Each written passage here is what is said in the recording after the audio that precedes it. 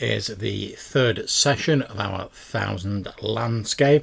In the last session, our motley collection of ne'er-do-wells engaged with a group of thieves belonging to this strange sort of offshoot cult from the last guild, the official Thieves Guild of the Last City, this strange offshoot being known as the Dark Eye.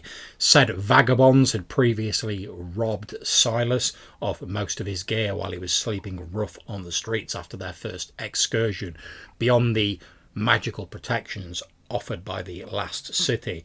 After many and various adventures, they were able to track them down to a strange tavern consisting of a large marquee style tent.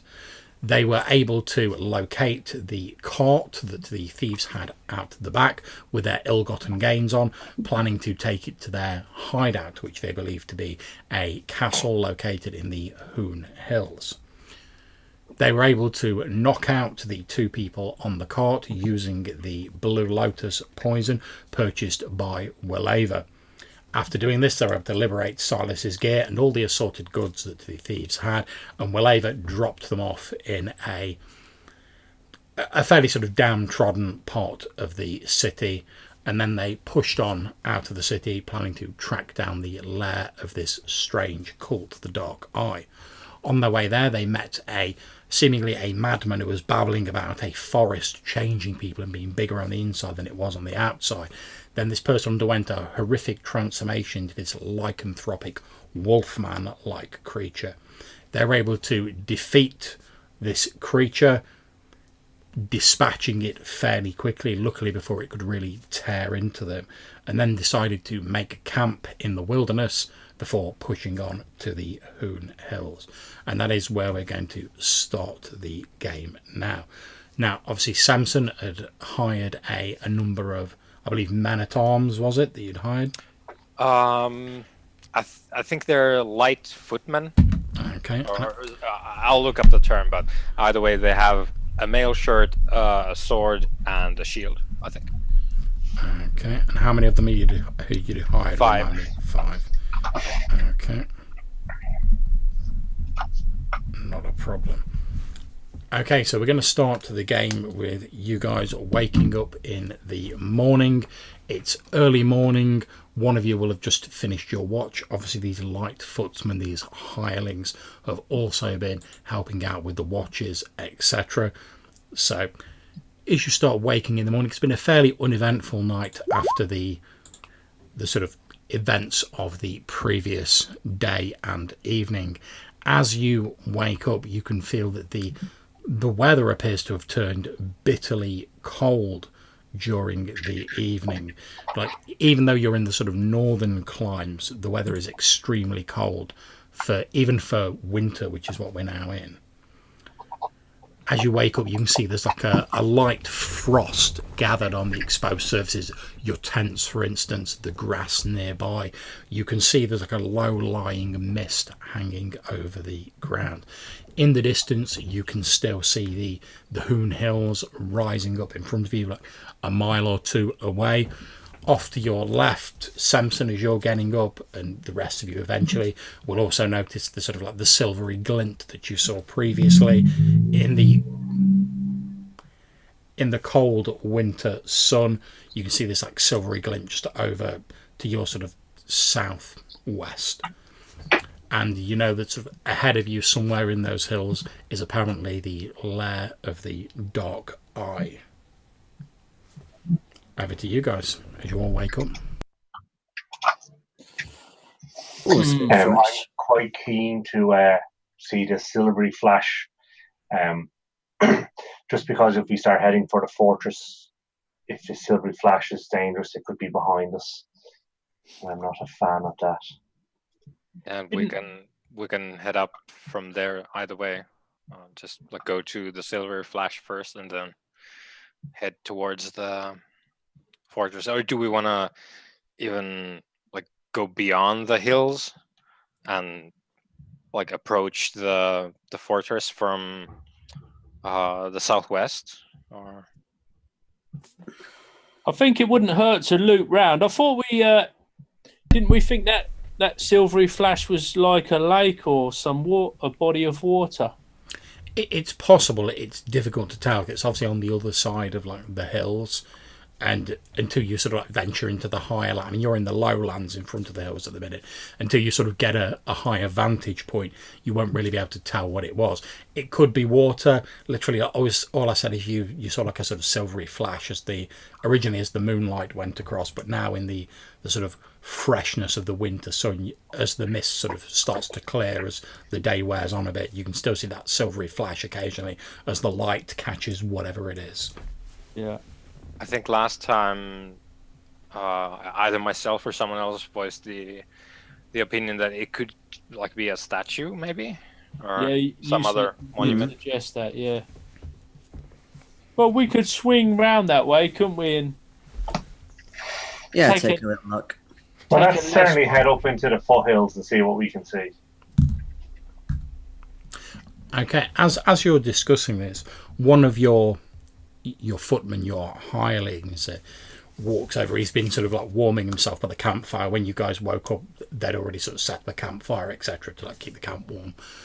He walks up and he says, "Don't mean to alarm any of you, but in the early morning, just as the sun was coming up before you all got up, I saw." And he points to the northwest. I saw what appeared to be a large bird of some kind circling over. It sort of circled in the air a few times and then descended into the hills. I only mention it because it looked quite large and it was quite high up in the sky, so it must have been a fairly sizable creature. And I can only really see the silhouette against the morning sun, but it looked a little bit odd, but didn't seem to be causing us any immediate danger, so I didn't think it was worth waking anyone up about it. So, which hills are we talking about? Are we talking about the Hoon Hills or the Darkling Hills? He points in the direction of the Hoon Hills, and he points sort of in this direction. Okay. Well, I don't believe that these this refuse of civilization that we are tracking in these hills, I don't believe that they are falconers of that caliber. So I think as far as that is concerned, we don't have anything to worry about. But there could be a massive nest for a monstrous. Or maybe its owner lives in the fortress. Yeah, that's what I'm saying. I don't think they maybe are falconers of that caliber. That's just some old wild beast. That's what that is. We don't want to worry too much about that until it comes picking our bones. Or like there's some droppings, I guess. Okay, so do we head into the for the hills? Yeah, run to the hills. Run to the hills. Next we'll be running for our lives. Yeah, it could very well be. Okay, so if I'm correct, you guys are going to sort of head in this direction. Would that be correct? Yeah. Okay. Yes, I think so. In which case, just give me a moment and I shall unveil a couple of the hexes for you.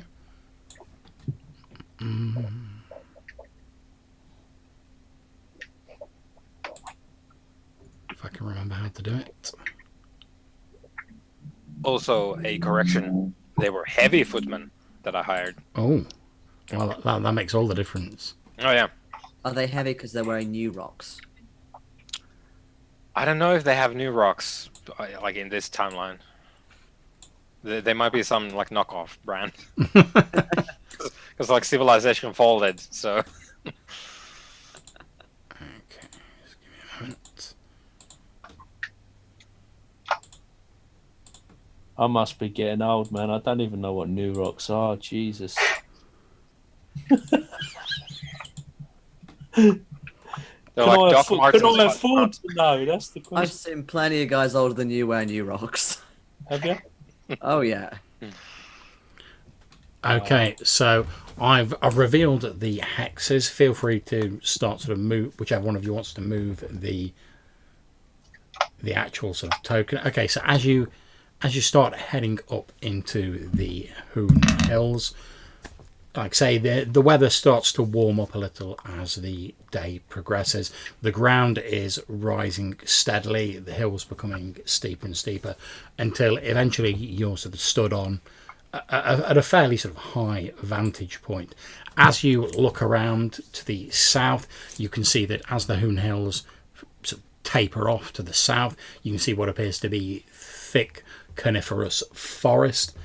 As you look over to the west, you can see what appears to be almost like lying crouched to the base of the Hoon Hills, and I will just reveal it for you so you can actually see it, is what appears to be a large silver statue which appears to be catching the light. And we're talking like it's huge, it's gigantic, to the point where, like I say, it seems to be sort of sat down almost in like a crouch position, leaning against one of the larger hills, holding what appears to be a gigantic sword that is sank into the ground. And as you're sort of peering around, you can see what appears to be a small village nestled like between the legs of where this statue is reclining. You can see like a few small huts, a little bit of smoke rising up, etc. And beyond the statue and this strange village is what appears to be this sandy desert wasteland. Wow, that's a bit odd, folks. So this statue, John, does it look like it's like toppled and kind of being half buried? Well, I'll tell you what, I will show you a picture of it. Righto.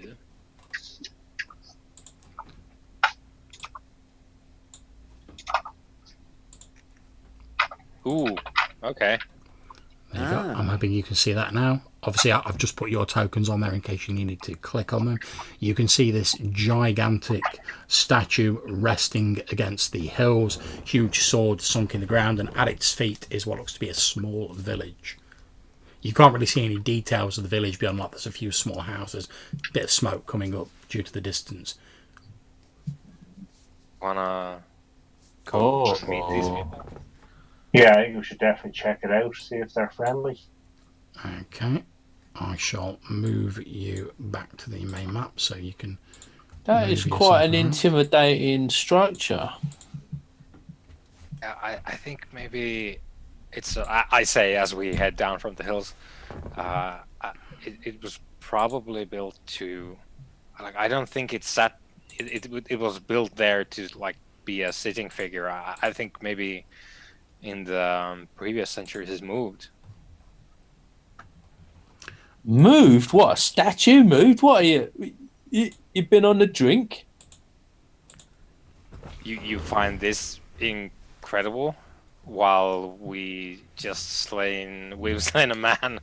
Last time I checked, a statue doesn't move; it stands still. All the statues I've ever known have stood still. What I'm saying is, they had the capability to make them move before. Before? Yes, before everything became this. As you're sort of like moving down towards the small village, presumably the hills start to slope gently down. You can see the true like immensity of this statue. I mean, this thing would have been humongous if it was standing up, but now it appears to be in this reclining position. As you're walking a little bit closer to it, you can see that there's like moss growing on bits of it, vegetation, like it's obviously been here for quite some time. But you can still see patches, the odd bits and pieces that aren't covered in foliage, and you can see this shiny metallic silver finish to it, which as the sort of mists move about occasionally catches the sunlight and sends out this silver glint that you no doubt saw previously. As you're continuing down the hills, you can faintly just hear like the sound of cheering coming from this small village. And sounds like fun. You can just about make out like the shape of sort of like people amongst the village. You can't really see any details at the minute because you're still sort of walking down the hills, but you can definitely hear this faint cheering coming from the village. Is there any kind of other sounds like music or drums or anything? You can't really hear any sound of like drumming. You do hear like a bit of a rhythmical lilt to some of the voices, like a couple of people are singing perhaps. There doesn't really appear to be like a great deal of like instrumentation or accompaniment there. Okay. So, my understanding as Silas was that we were potentially the last people in the last city, and everybody was kind of dead. So this is quite a turn up for the books. Well, yeah, as far as like, most of you will have been brought up to believe, the last city was the only safe refuge from the War of the Sorcerer Kings, and it was like the Ark effectively, and you were like the only real survivors. So, Yeah. like you say, you would be quite surprised by the fact you can hear this cheering coming from what looks, to all intents and purposes, you're walking towards it like a normal village. Yeah, and like we've been fed a load of old Swanee basically about what's what. Okay. We also don't know that they're actually people either. No, we don't, but they sort of it's sounding and kind of potentially looking that way. So, what's the plan, guys? Well, we've got to check this out. Yeah, absolutely. Cautiously. Are you guys just like walking up to the village? Are you sort of sneaking around? Are you trying to hide yourself? How are you approaching the village? I would say just join the crowd. Yeah, See what the hell they're cheering about. Yeah, I feel I'm sort of like strolling up in a bit of a shocked daze, really, thinking, what's going on here? Okay, as you get a little bit nearer, as you all move towards the village, you're sort of heading onto a relatively flat area, which seems to be a sort of mile-long patch of sort of grassland before this sort of ashen waste of these deserts begin. As you get a bit nearer, you can see that all of these people appear to have like various deformities. Some of them have like oddly misshapen skulls, limbs, etc. Some of them have almost like animalistic characteristics. Nothing as sort of settled as like the strange like dog or hyena man that you saw previously, but like, you know, you occasionally see a person with like a patch of fur or like a patch of scales, or their eye colour looks a bit different, that sort of thing. None of them appear to be paying you a great deal of attention. They all appear to be gathered around this very muscular looking man who appears to be holding a small sort of metal cube sort of about this sort of size above his head, and he's like, yes, yes, and they're all like clapping and cheering. A few people are like singing. What is he holding? I don't know, that just took a sort of sinister turn there. It looks like a silver box of some kind, and he's sort of holding it up and shaking it like it's a great trophy, and he's like, the Sky Lord has given me victory this day. Has it got like a lock on it, or? It doesn't appear to have a lot. As you get a bit nearer, obviously you copy your senses are quite attuned. You're used to like listening out and looking for things that like might pass other people by. As you're listening, you can just about make out the faint swish of like there's some kind of liquid inside the box. As he's sort of going like this, you can hear this like. There's something liquid inside. The way he's talking, it almost sounds like there's blood in there or something that he's won. From the Sky Lord. And what you presume like an elderly gentleman, like a hunchback wearing these like long brown robes, steps up and he like holds up, almost like, you know, like a prize fighter at the end of a boxing match, like holds up the hand of the muscular man, and he's like, our champion has ventured within the Sky Lord and has returned with a great treasure from the time before. He is blessed by the Sky Lord. And everyone's like, oh, praise the Sky Lord. As you're a little bit closer now, it's just sort of like walking up to this crowd, you notice that many of the people here are sort of wearing like bits of like what look to be like odd shaped bits of silvery metal, just sort of like as like tokens or around their necks or like attached to their clothing. You can see the old man who's like sort of leaning on a staff with one hand and holding up the hand of the victor with the other. His staff actually has loads of like leather thonging and like odd bits of like misshapen metal like hanging from it, so as he's sort of going like that, it's like jingling. They like their charms. So I wonder how how. far are we from these people now? You're about half a mile. Right. And they don't look like they have like scouts or like people on watch. They don't appear to have. Sorry, Williver, you were saying.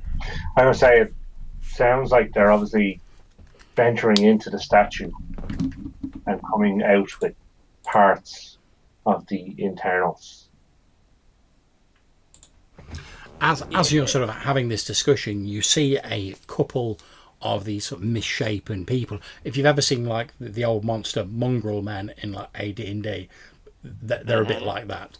You see a couple of them drag out what appear to be these, what copper you think are like big drums, but they're sort of like, they're made of these weird sort of like silver cylinders with like skins stretched over the top of them, and they take up these like various misshapen sticks and they start banging on these drums. A few people start dancing. So they're salvaging stuff from the statue, but what's in this box? Why is it liquid? I Wow. wish they'd hurry up and actually reveal what's in the damn box. They don't have to draw it out. They're, I think they're a bit. Samson, what do you make of this? They're a bit messed up. Is this one of these curses you speak of? Or? Yes. Very clearly. These are not people. They're screwed up. They're screwed up, man. Or rather, they were once people, but then either the gods curse them or they curse themselves. As you're saying this, you see like another man shuffle forward. He's like got a bit of a hunch on his back, and he says, Daverd, you were lucky to return unscathed from the Sky Lord, who punishes those whose faith are weak." And as he says this, he holds up his right arm, and you see that his right arm ends there. Ah. And you see the flesh around the sort of like the stump is like blackened, almost as though it was burned. And he says, "When I ventured in with back in my younger days, I was the only one to return, and the Sky Lord obviously punished me for my lack of faith." And he sort of like pats his stump. He says, "But I do not complain. It is the will of the Sky Lord." At which point a few other people like cheer again.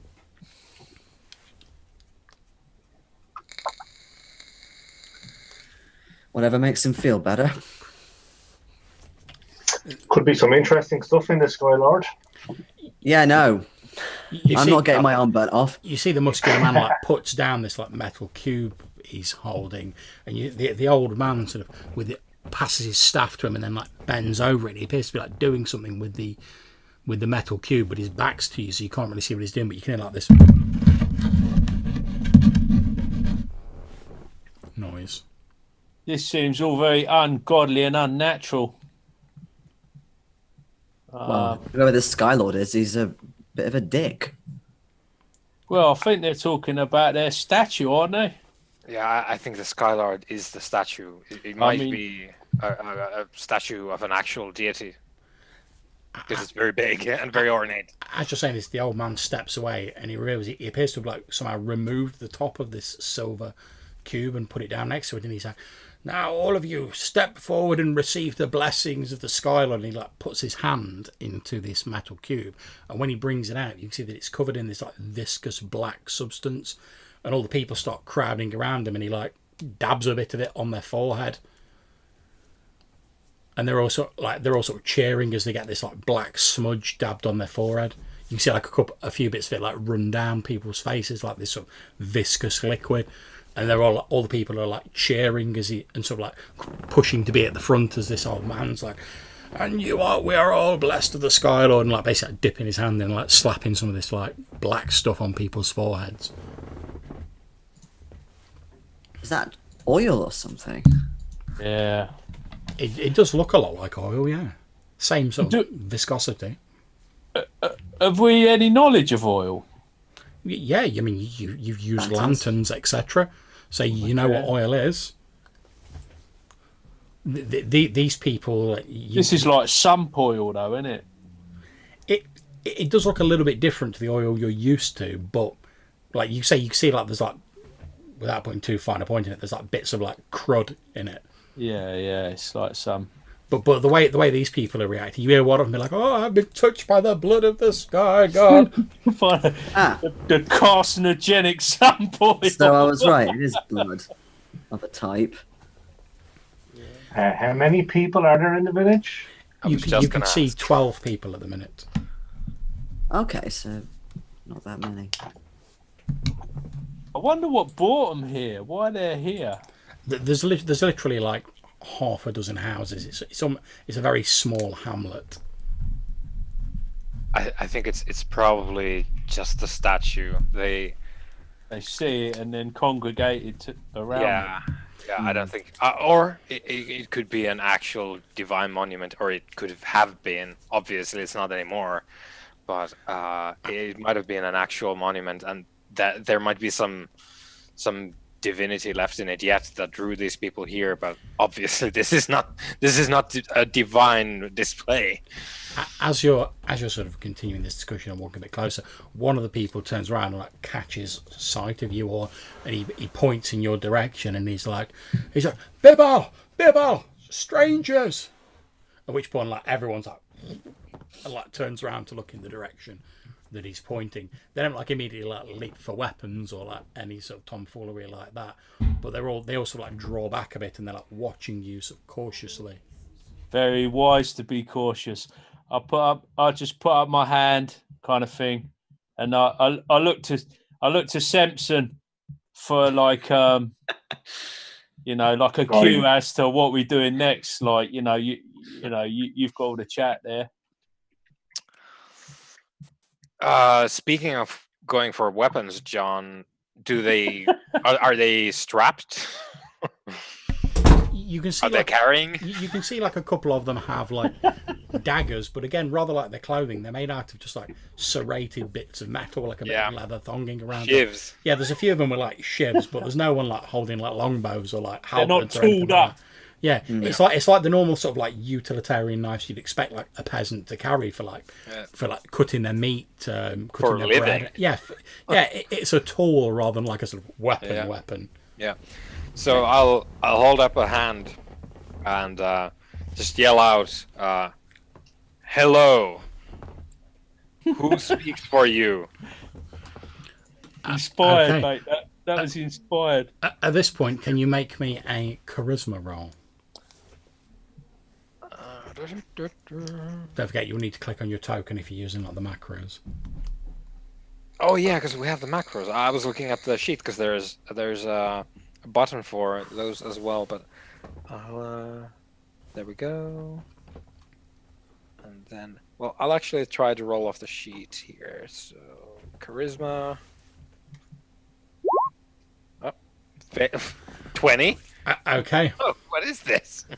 As you're sort of like, "Hello there," and you just like speaking out to them, one of the people who's stood at the back of the crowd goes, "It's the pure, it's the pure," and everyone like starts like screaming, and they all like run into the house, and you can hear the sound of like stuff being like dragged in the way of the doors. Yep. Apart from like the old man who's like sort of stood there with his staff, he like lifts it up and he's like holding it like that. Although he's like a withered ass old man. He's like, Yeah, and I'll like retrieve my warhammer from the loop on my waist and just look at the heavy footmen, give them the nod, and look at the rest of you, give you the nod. Yeah, the heavy footmen are all like, start just like striding forward, like lifting my hammer up and like pointing at the old withered. Yeah, the old man, you can see like his arms are like shaking probably with like fear as he's like holding this staff, but he's like standing his ground. And he's like, "You'll not take any of our children." I'll be like, "Hey, Samson, careful with that old man there. He might stab you." Yeah,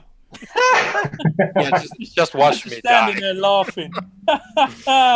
Yeah, go get him.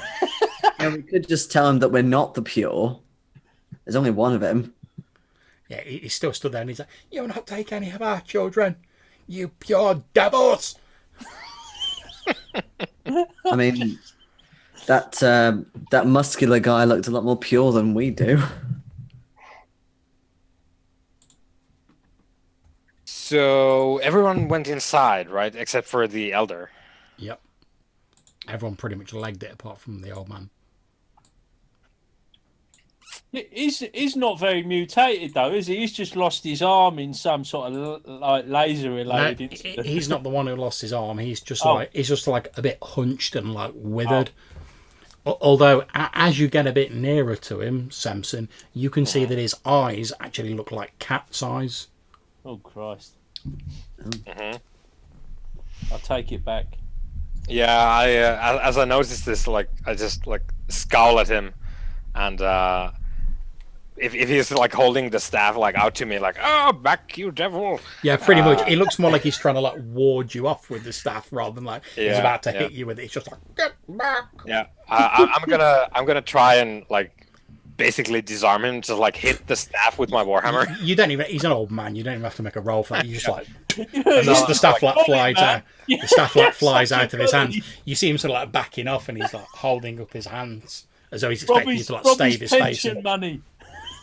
Is there? I'm assuming there's like some of this blood stuff left in the boxes there. Yeah, as you head over to the silver box, you can see that it's about half full with this viscous, like sump oil, as Silas described it, but like bits of crud floating in it. I'm gonna sort of dip my finger in and sort of get a bit and sniff it. It smells like normal oil, but there's an odd sort of like twang to like the smell you can't quite place. And there's what look to be like little tiny bits of like metal and like dirt floating in it.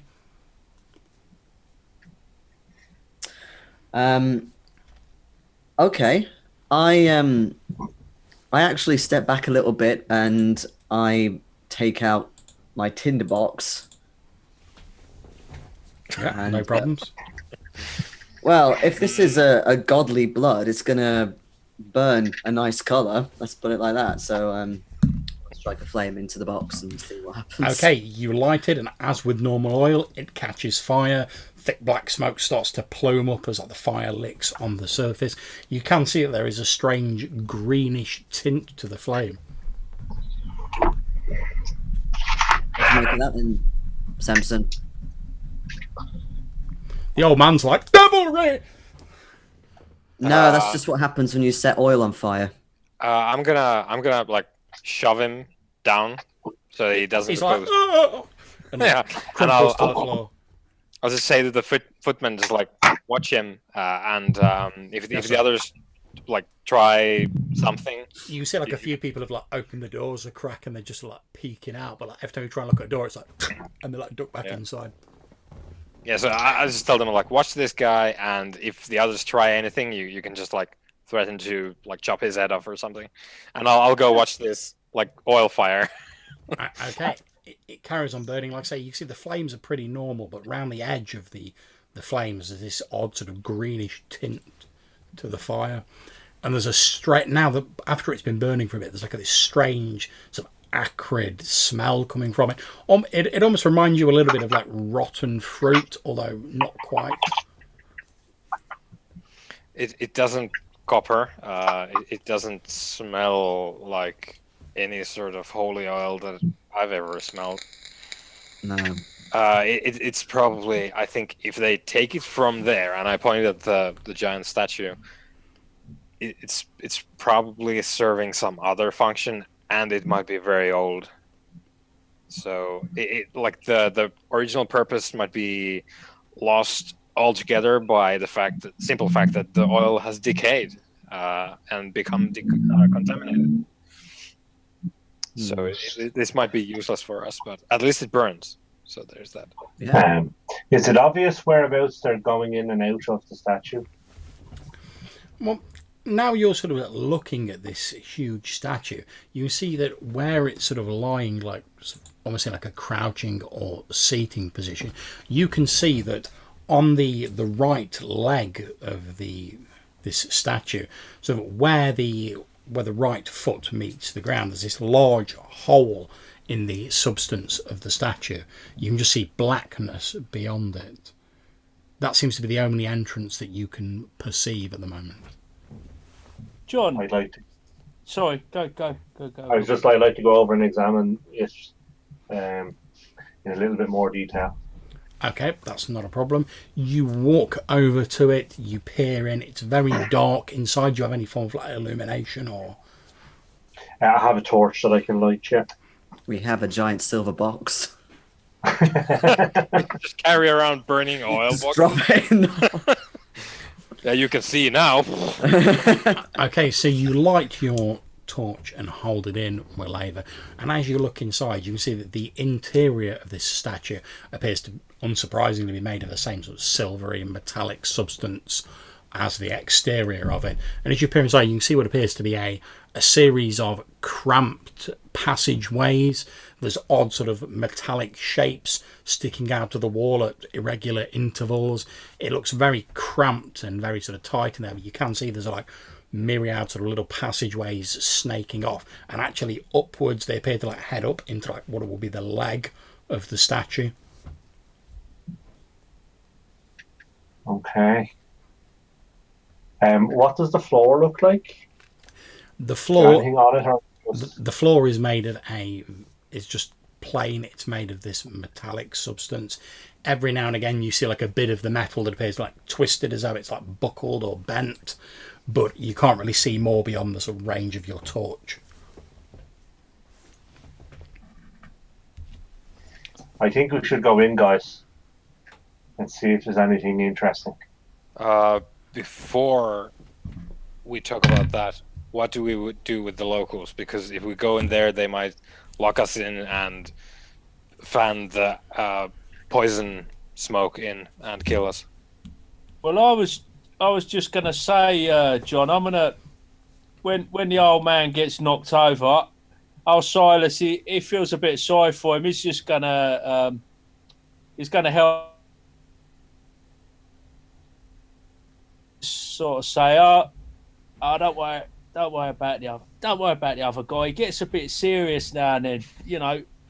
Get up, and I just sort of like offer him a little bit of rations and try and make a little bit of small talk with him. He accepts your help up, and he looks a bit sort of confused when you offer him some rations, but eventually he does like take a little bit of it, and he eats it very gingerly, almost as though he's expecting it to be like poisoned or something. And I'll be like, nah, that's all right, mate. Have a bit of that, and I'll have a little bit out of the same pouch, as if to say, yeah, you know, what brings you here? You know, if you've been here long, just get a little bit of the chat with him, you know. He eats a bit of it, then he says, we founded our village when the Skylord fell to rest against the hills, and he eats a bit more of the rations, and he says, you're not the pure then? You look like them. Well, I couldn't really say, mate. I'm not too sure who the pure are. We're just from over yonder hills.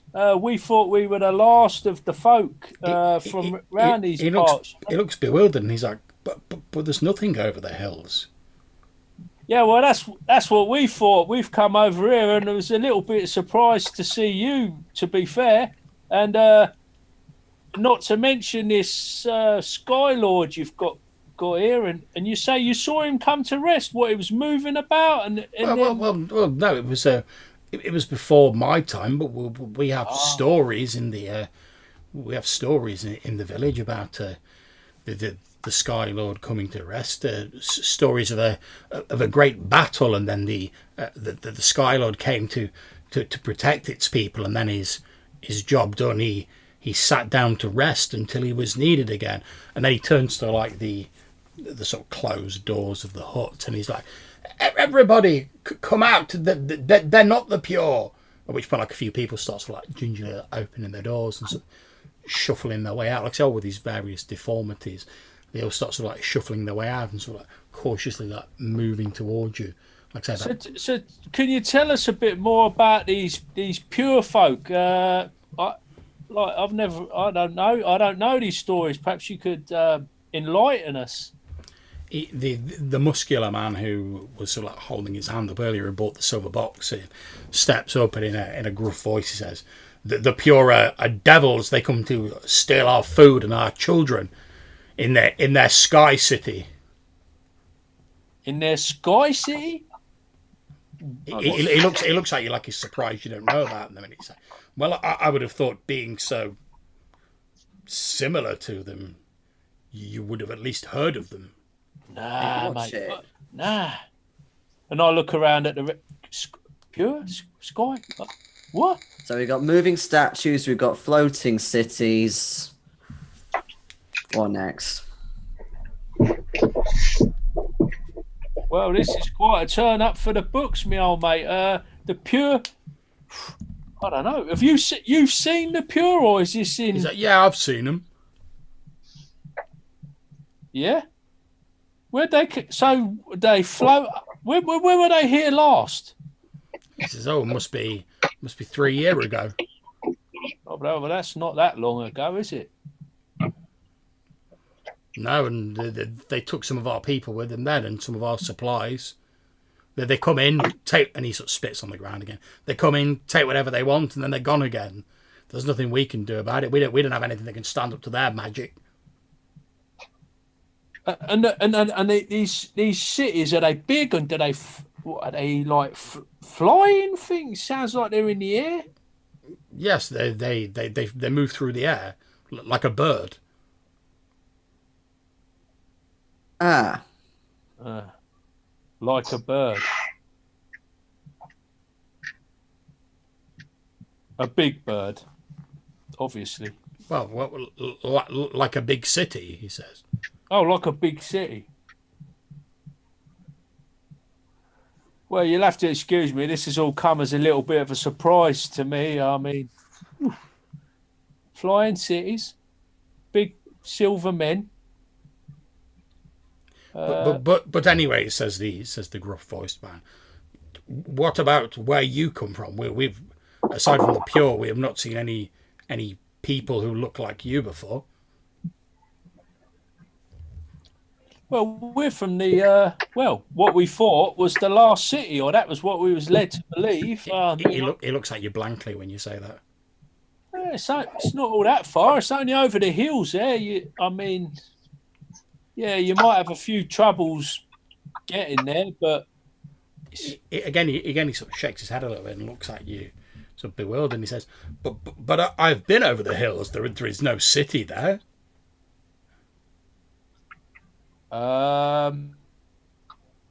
We just came from there, so I mean, took the wrong turning to it then. Again, he looks at you bewildered, and he said, "Well, I don't know what to tell you, but all I can tell you is and he points like back in the direction you guys are coming. He's like, I've been hunting over in that direction. I've seen no city." And let me get this right. We're about a day out. We're not far. We're about a day and a bit out, aren't we? Yeah, pretty much. So, not far. And you say you've been out hunting. You've been like a day's travel through yonder hills there. He says, "Yes, I've been over the hills to the outskirts of the woodlands beyond. Although it's a strange place, and I don't like to linger there. But yes, I've been a day's travel in that direction, and I've been to the other range of hills over there, and I skirted the outland of the swamplands, but I've seen no city." Well, I don't understand that. That's beyond my understanding for sure. I'm but a simple fellow, really. What say you, Will? When was the last time you travelled that way, north from here? Would have been about a month ago. I mean, you could miss a city. Surely you can't miss a city. As I'm listening to this, I'll start heading to the nearest hill that I could look like back towards where we came from. Yeah, that's fine. No problem. You just because I want to check if it looks different. Okay, you stand. The landscape looks just as you remember it. Obviously, you wouldn't be able to see the last city from here because the dark hills are in the way. But the landscape looks as it looked before when you travelled through it. Yeah, because I had a hunch maybe like the Forest of Madness just like what? Just like blanketed everything, and it's just a giant forest. And these guys are like, what? City? As you sort of stand on the summit of this hill you've climbed, you look to the east and you can see these forests of madness. As you look to the north, you can see the darkling hills, which you know just beyond lies the last city. It all looks as you remembered it. I stand there perplexed and start heading down, scratching my head. The last city had some sort of protection outside it, did it? Indeed. Yeah. At a distance from it, it had like standing stones in a circle around it. The standing stones pulsed with like a light that was supposed to like protect the city. That was why it was a bastion of a safe haven, effectively. Okay. So I wonder if the city is Masked. hiding itself, somehow cloaked. from prying eyes. Yeah, that would be But quite. we could see it from outside, right? Yeah, you guys know as you left the city, if you look back, you could see the standing stones with the city inside it. Okay. Well, I bet you're right though. I bet it's something to do with the protective magic. Whilst this is all going on, Copper, what are you doing? I would probably head with Samson to take a look at this hole, because like I'd be fascinated by the tiny sort of nooks and crannies in it more than anything. Yeah, not a problem. So you and Samson join Willava, who's still got like his torch lit next to this hole in the right heel of this huge silvery statue, and by the flickering light of his torch, inside you can see this cramped sort of twisting maze of these metallic passages that seem to be like heading up into like the leg of the statue. This would be perfect for just copious amounts of traps in those tiny little cubby holes. No way of avoiding them. But they say it's a punishment from God or something. As you're saying that, the old man says, shouts over, the Sky Lord only punishes the unfaithful. Those who truly believe, who venture within, are blessed and rewarded. And he gestures at like the silver box, which is still like flaming away. Would you say that those who are punished have travelled down the wrong path? Well, it is not for a simple old man like me to judge the ways of a god, and with reverence he sort of like gestures with his hand towards the silver statue. There's no kind of glyphs anywhere, is there? Like in the walls? Make me a wisdom roll. Okay.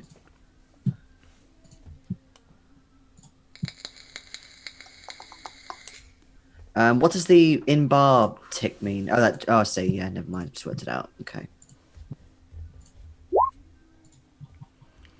Okay, you think as you peer in, you can just about make out a sort of like some way into these twisting passages what appears to be a faint green glow, but it's sort of like behind one of these twisting passages. You can only just see this faint green glow. You can't tell what it's emanating from, though, from your current vantage point. More green. Okay. I'm just going to put my hand out to this guy. I'm Silas. I didn't catch your name. That's the tall, like muscly guy, or the old man. No, the old man, because I'm sort of talking to him and I'm focused on the old man currently. The old man sort of holds like a very withered sort of hand out towards you, and he sort of shakes your hand and he says, "My name is Bibble. Bibble. Bibble Kiev." In your younger days, Bibble, did you ever go inside and? No, it is our tradition that the person who leads the village, it is his and my job to shepherd others of the faith, whilst never actually knowing the embrace of the Sky Lord. It is a sacrifice I make gladly to help others achieve the righteous faith that they deserve. And in our yearly festival, and he sort of gestures with his staff around the village, one person is chosen to step inside the Sky Lord and have their faith tested. Those who are blessed and whose faith is true are rewarded and return bearing great treasures from the Sky Lord, whereas those whose faith is lacking are punished for their temerity. And he jingles his stick a little bit. And that'd be this fella here. He's your champion of the moment, is he? Yes, Deverne was this year's chosen. And he I'll gestures put at the my hand muscular out man. to Deverne as well. Like, oh, Deverne, I'm Silas. Pleased to meet you. He grabs your hand. You feel like he's very strong, like from his handshake. But he shakes your hands and he says, "Yeah." You fared well in your endeavour today. He says, "Not without some cost." And he pulls aside his jerkin. You see, he's got numerous small cuts and scars. I'm like, oof. On his shoulder. What happened there? What happened there then? He says, "Well, those who are chosen, like myself, to venture inside the Sky Lord, they are tested by the servants of our God.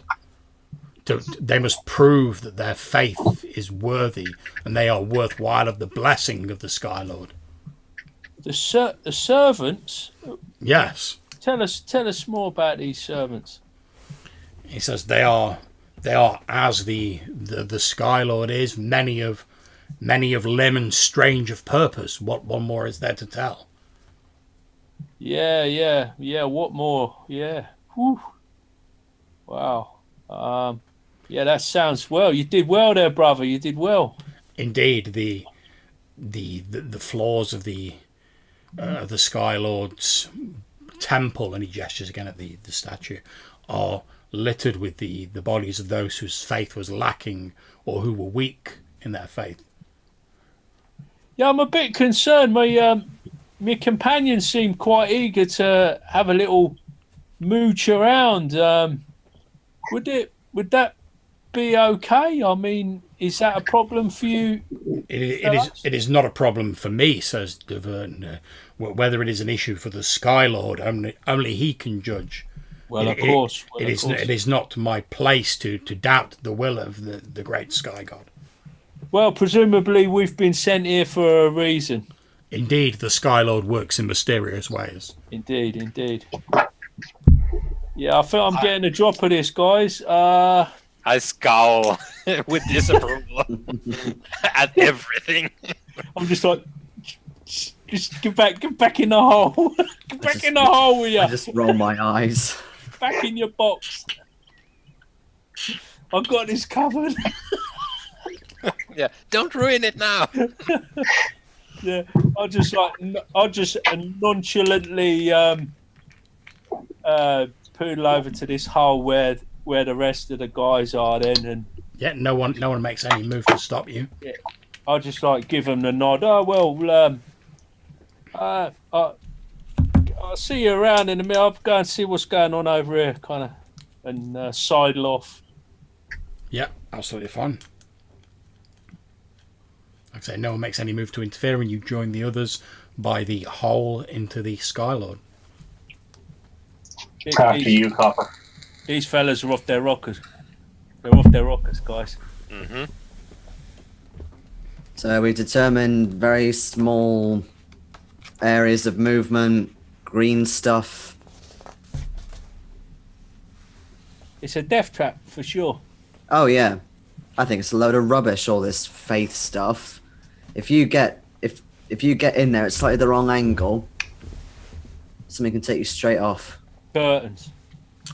As they're having this conversation, Willhaver and Samson, obviously you're still a little bit nearer to the hole, you can hear this very faint metallic clanging from inside. You think it still has bits that move around from whatever It strength? certainly sounds like it. I wonder what magic drives them. Well, these folk seem to think that it will come back in their hour of need and sort everything out.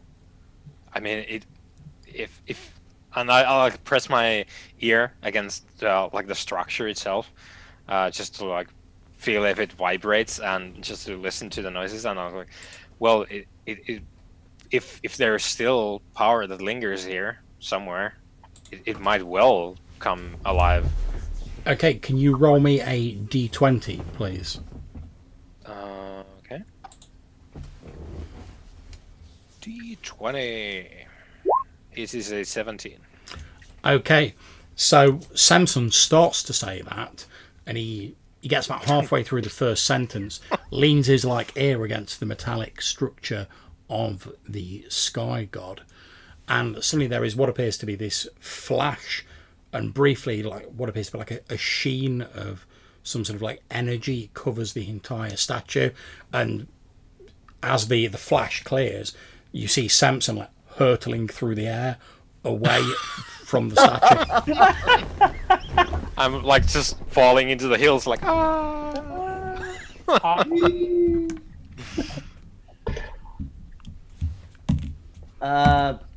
Okay, you take 6 hit points of damage, Samson. As you're quite lucky because you land 120 feet away from the statue. Luckily for you, you actually land in the sort of the desert bit beyond it, where it's all soft, ashy sand. So otherwise, if you'd have landed on something hard, that would have hurt a lot more. Yeah, well, it's still enough to kill me. So, so at least I die on a desert, as is my people's want. So Indeed, unless anyone can get to you and quickly bind your wounds, obviously. So the rest of you guys basically you'll see Samson flung like a rag doll, and he's yeah, and there's because you said it's ashy. Yeah. So there's just a cloud where I landed. Oh, what? Oh, you glance over in his direction, Silas. He doesn't appear to be moving. Dash over to him.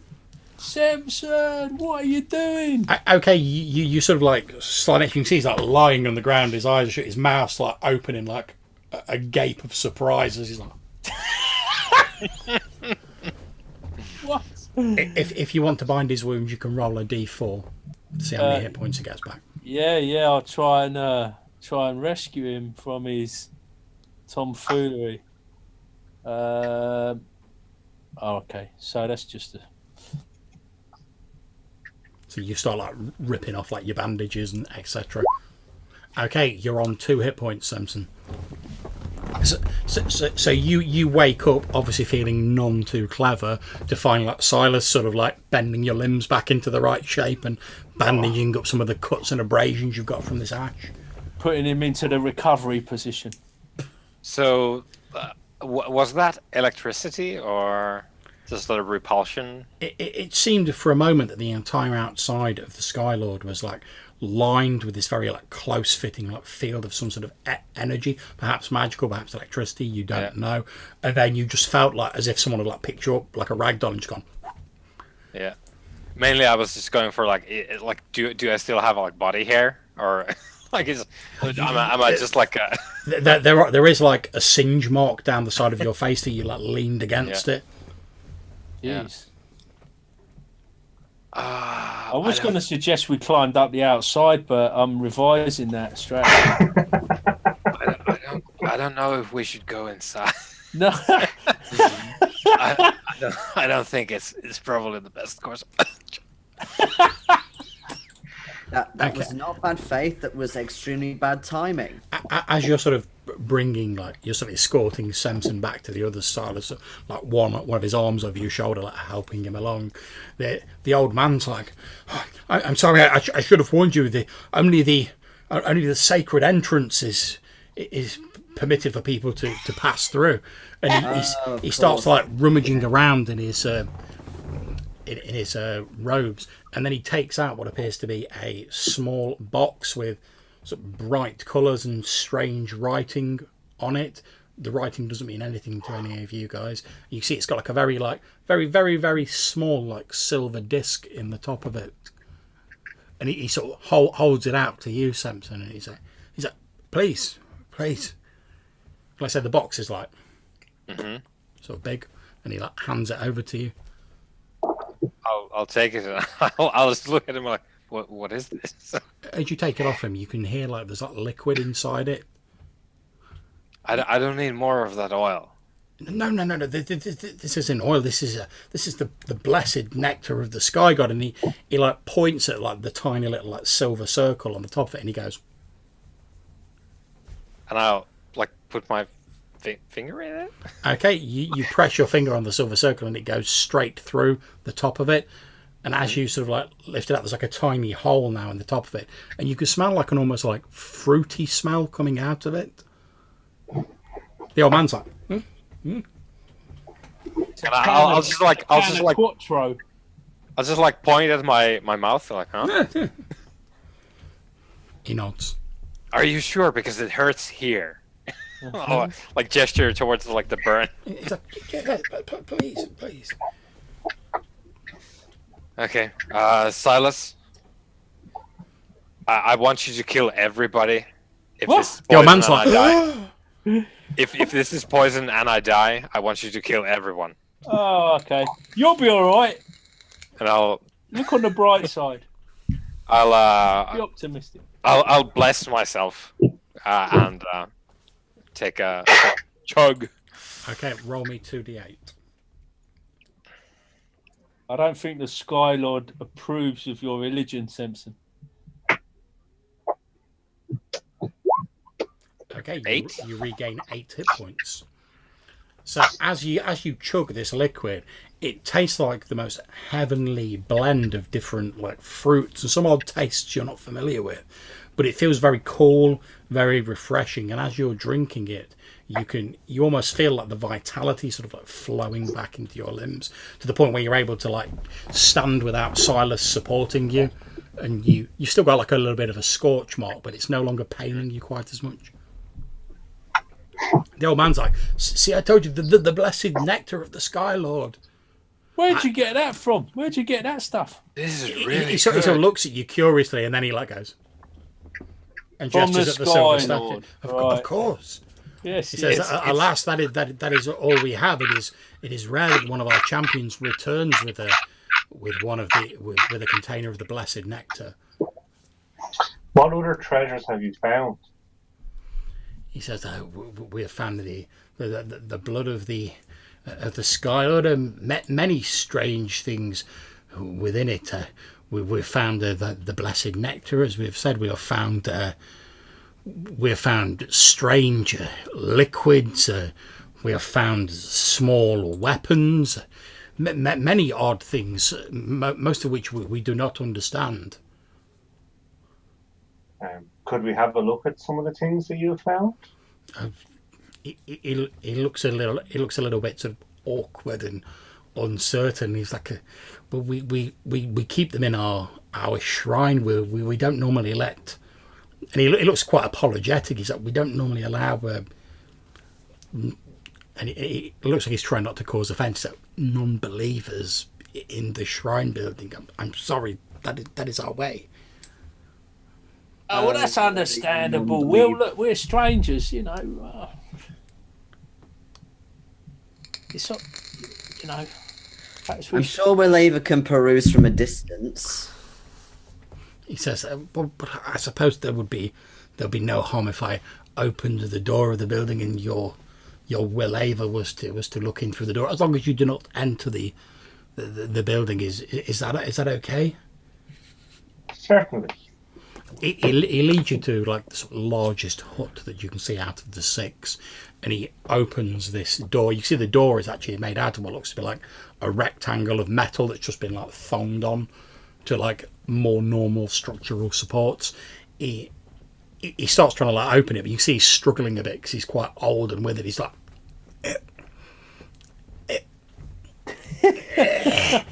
and he like pulls the door open. As you peer inside, with the sort of light from outside going in, you can see what appears to basically be like a pile of like metallic junk, like piled up in the middle of the room. All sort of odd shapes of metal, like rhomboids, hexagons, dodecahedrons, all odd geometric shapes of metal. You can see what appear to be, they almost look like tentacles of some kind, but made of a similar sort of metallic structure, sort of laid over it. And it's like, there you are. That is our shrine. The things that we do not understand or that we cannot use, we place here and we revere them in the Sky Lord's name. Because although we do not understand them, they are gifts from God. What else could we do? Indeed. Well, thank you very much for sharing this piece of your culture faith with us. At this point, whatever, can you make me a wisdom roll, please? Or you can use intelligence if you prefer.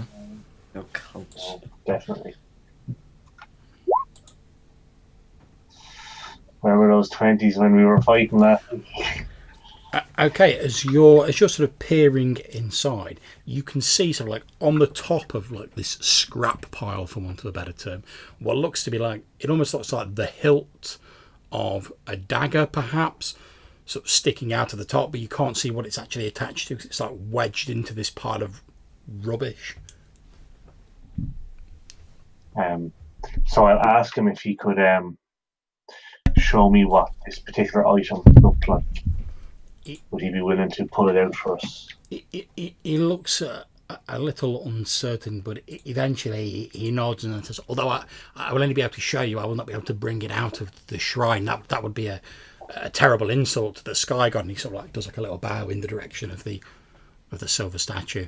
But then he walks into the shrine. You see him sort of like, he almost has to like semi like climb up this pile of rubble. He reaches out, takes hold of this hilt, pulls it out of this pile of crap, and as he does, unlike a normal metal blade, you see what appears to be almost like a crystalline sort of blade, about this sort of like a light sort of greenish blue crystal, about the size of a short sword blade, attached to the handle. He sort of like walks back to the door. He looks like he doesn't want to take it too far away from the rest of the heap, but he sort of like holds it out like that so you can at least see it. And you can see that as the light coming in through the door catches this crystal, you can see like the various like refractions of the light throughout this crystalline blade. You can see the way the old man's holding it, he looks quite wary, almost so he's like worried it's going to like bite him as he's sort of like. Oh. And who found this? He says, alas, that champion is no longer with us here. He died shortly of his wounds after leaving the Skylord. Perhaps his faith was not strong enough, but in sacrificing himself, he returned with this blessed item from the bosom of the Skylord. Indeed. An item that's buried in rubbish. The old man sort of like looks like horrified as you say that, and it's like, this is no rubbish. This is a shrine to the greatness of the Skylord. I just do another sort of giggle to myself and kind of cover my laughter up. The old man very sort of reverently like places the crystalline blade like back in the top of the rubbish heap. It's about the size of a short sword, was it? Yes, that's correct. Okay. Cool. So I'll thank him profusely for sharing, and he very sort of like with like a painful exertion like shuts the door on the shrine building and like, comes outside, and he's like, well, we don't see strangers very often. Who knows? Perhaps this is the Skylord's way of testing that we are worthy in our faith. Perhaps, as you say, he must have sent you here for a reason. He must have. So I will return to the others and say, do we think we should go in? Certainly there was one item of one very valuable item. The nectar seems also quite valuable.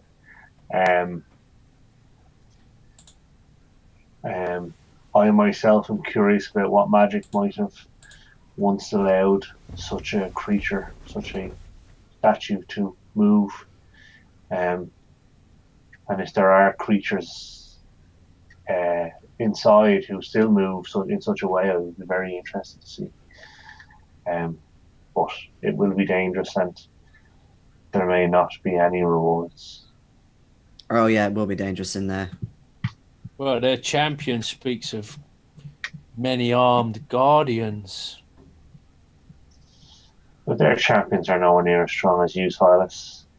And you would have support from ourselves. Yes. We are not some simple village folk. No, this is true. This is true. Well, you know, that's what we're here for. I didn't leave the city to ponce around, sitting in the bushes, whiling the time away, whittling carvings. I mean, we're apart from scraping the bottom of the barrel, we should be here for adventure. Having said that, if there are any more of those shiny swords in there, I'd be up for having one. The nectar is really good. Lead the way. Yeah, the nectar. Well, yeah, we could do with some. I think we'll need some more of that before the day's out. We could make a fortune selling that nectar in the city. Yes, especially if you could work out how to make it. Wow. I don't know if we'll be able to make it, but yeah, if we get enough of it. Well, let's find it first, and then we can see. I wonder if it's worth asking this old boy how comes they've all ended up a little bit wonky, so to speak. If that, I wonder... You can do that. Yeah. Okay.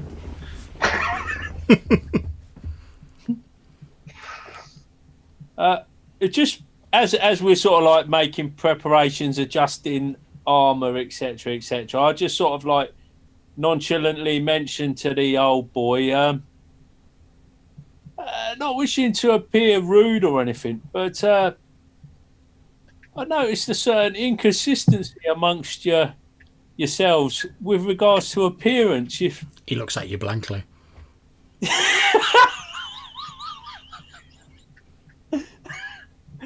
Never mind. It's all good, man. It's all good. Yeah. What cat eyes? Yeah, scales. What are you talking about? No, my.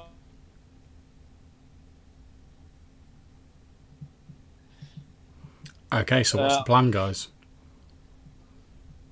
Do we want to go in, or do we want to go for the bandits? I think we want to go in. Yeah, we can't. We came this way to make our fortune, not to run away from our fortune. So if we go in, the heavy footmen are gonna stand by the entrance because I'm fairly sure that these guys could just like smoke us to death inside. Do you know what? When you say to the footman, we'd like you to stay here, they seem good with that. Yeah, probably after my display of dying. Yeah, so they can camp out in front of the door. Yeah, no problems. They sort of like get there. They've still got their weapons ready, their shields, etc. They sort of like station themselves around the entrance to the right heel of the Sky God. Can I take a stone and try and throw it in such a way that it bounces into where we think that the green mist is potentially coming from? You certainly can. Can you please roll me a d6?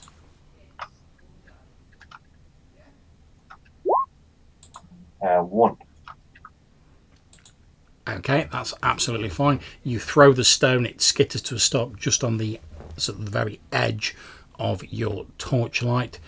As it sort of lands, after a few moments, again you hear this like metallic skittering sound, and what appears to be a sort of metal spider about the size of like a large bull mastiff, so like emerges from behind one of these like metal outcroppings.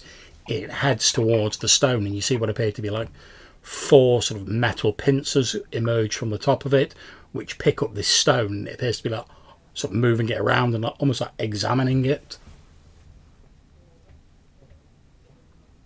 Sorry, I think I lost you there for a minute. Yeah. When he said he picks up the stone and it seems to be, and then it picks up the stone and it appears to be like turning it around in these like little sort of metal mandibles, almost like it's examining it.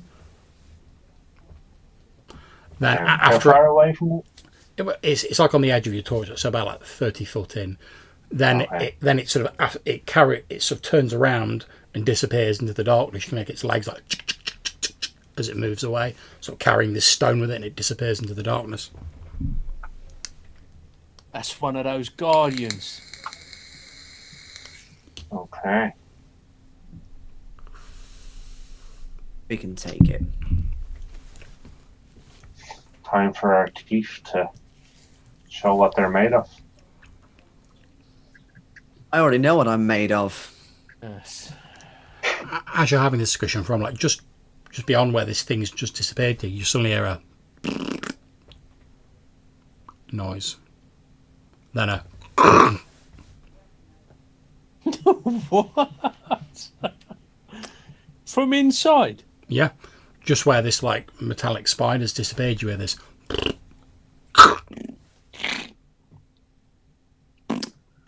Well, I suppose they haven't really got anywhere else to go. So I'm gonna gingerly start moving forward with my short sword out. Okay, that's fine. You start moving further into the leg of this silver statue, Copper. You have your sword out. Have you got are the rest of you accompanying Copper, or? Yeah, I'll follow up Copper. You I know, was gonna say, if people are reluctant, I'll sort of turn around and leer at you all. when Copper's like looking left, I'll be trying to look right and just we'll try and have all the bases covered. And I'll follow Silas. Okay. Yeah, I'll pick up the rear and try to make sure that if there is like a bulkhead dropping, I wanna keep an eye on that. Okay, that's absolutely fine. Like I say, it's very cramped within the sort of confines of these twisting passages. It's like quite difficult to sort of like keep track of your bearings since there's no real landmarks, which is how people normally navigate. But as you're moving in, you continue for probably about 40 feet. So you're having to duck constantly to avoid these like metallic strange shapes and these hanging metallic tendrils, although some of them appear to be coated in like this almost like smooth, brightly coloured substance in a variety of different colours. But you duck under some of these hanging strands, you continue moving. Then Copper, since you were the first one in, you're just about to head round into like the next corridor when you see what appears to be the rock that was thrown into there by Wellava, and it appears to be sort of like stuck to the wall. There's some sort of like amber substance that appears to be like adhering it to the wall, as though someone had like slapped some glue on it and gone and stuck it to the wall. Yikes. That would have been the old noise. Yeah, potentially. Hmm. All right, watch your step. I wonder why it stuck it to the wall. That's weird. Keep it for later. Can I examine the amber without touching it to try and work out what it is? Yeah, there's an odd sort of, again, sort of almost like tangy sort of scent coming from it. It reminds you of if you've ever been to like you've probably got experience of like butchery. Obviously, there's butchers in the last city. It's a very similar smell to like when they're like boiling a carcass to like get the meat off the bones, but it's a lot fainter with a sort of weird sort of tangy sort of after smell to it. Well, like a gelatine sort of. Yeah, almost like that. Like I say, to use a modern term, it looks like a very like thick glue or paste. Can I take my dagger and try and pry the stone off the wall? You can indeed. Make me a strength check. If you get that stone stuck to you, I swear to the gods. Sorry, where am I? Here I go. And what are you using to prise it off? Like a dagger or something? A dagger, yes. I'm definitely not touching it. Okay, so you get your dagger and you go like that. You haven't got the strength to sort of like pry it off. But when you go like that, like your dagger doesn't come away. It's like stuck to the stone where you've tried to like prise it off. And now there's just a stone with like your dagger sticking out from it. Okay. And again, you hear this like getting closer, and you see another one of these, or it might be the same one, you're not sure, sort of metal spiders appear in like your torchlight, and it appears to be like heading towards where you're standing, Wellava. I move in front Okay. of Laver just to sort of guard him, and I kind of let out like a "Argh!" in sort of instinct. Spider. It sort of tilts, so like the front of it. Bear in mind, like, it looks like almost like a metallic box with these strange and metallic legs and these mandibles emerging from it. It sort of tilts almost so it's like facing you, and what appears to be green writing of a type you're not familiar with, like, just appears on the front of it, and there's like a gung sound. Well, Ava, what does that say? Is it something I would recognise? It's not something you'd recognise, and you wouldn't be able to read it at the moment. However, if you make an intelligence roll, like the more of like this sort of writing you see, you might be able to start piecing some of it together, since obviously you're schooled in some arcane writings and stuff like that. Okay, so you will eventually be able to piece it together, but it's going to take you. You're going to need a lot more of it for some sort of basis for comparison. Okay. The thing doesn't appear to be like being hostile though. It's just sort of like stopped, and this like kung, and writings appeared on the front of it. Then very slowly it sort of starts moving around you, Copper, and you notice as it does, Copper, you think it's not actually heading towards Willaver, it's heading towards where his knife is sticking out of the rock. Okay, so I'll move away from it. You move away, it pays you no mind whatsoever. It moves up to where your knife is sticking out. One of these tendrils, these mandibles, points at it, and then the air in front of it appears to sort of like waver slightly, as though there's like a heat haze coming out of it, and your knife just like drops to the floor. At which point this thing like reaches out with two of its mandibles, picks up the knife, moves a little distance away from you, so it leans up so it's against the wall. There's a and this amber gelatinous fluid is like sprayed on a bit of the wall, and it just goes boom and sticks your knife onto the wall.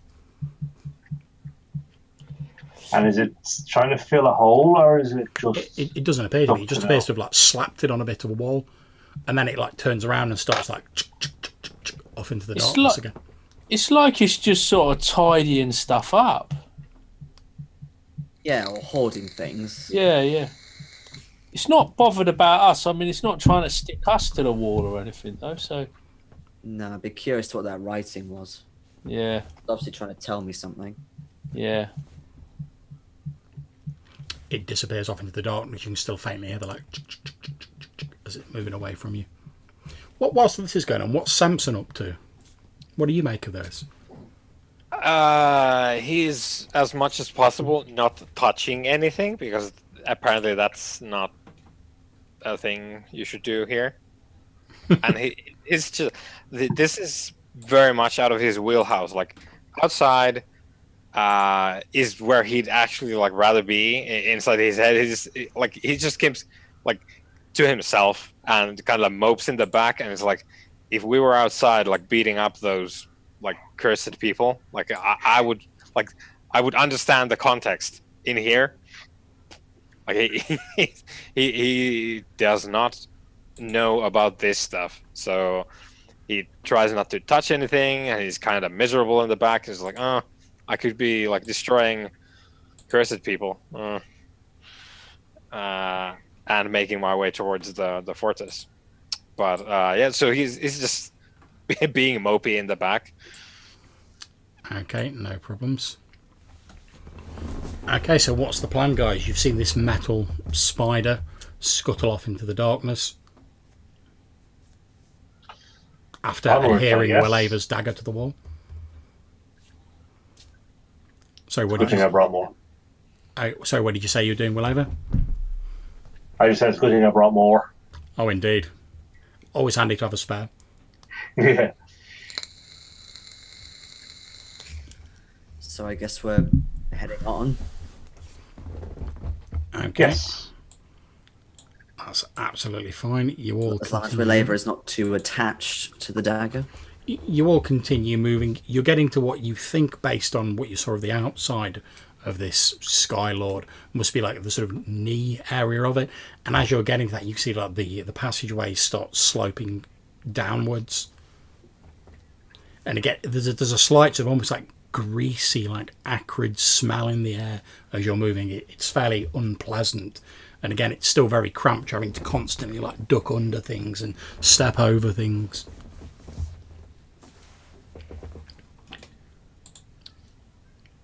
And we haven't seen anything of interesting or any kind of passages or anything. It's just you've not seen anything of interest yet, although you do notice sort of like peering through the light of your torch and looking up ahead. It looks as though some way in the distance, the passages appear to open up into like a wider space. okay. And is there any obvious indication that there was stuff here that has subsequently been pulled out by the villagers? Not as far as you can see, but you're sort of looking around when your leg sort of bumps against something, and as you look down, you can see what appears to be, it looks like a human body, but it's entirely wrapped in some sort of like black material that seems to sort of absorb the light. It's why you didn't really spot it. It's almost like, you see like a mummy sort of wrapped up in that sort of pose, but the bandages are sort of black and they have this odd sheen to them.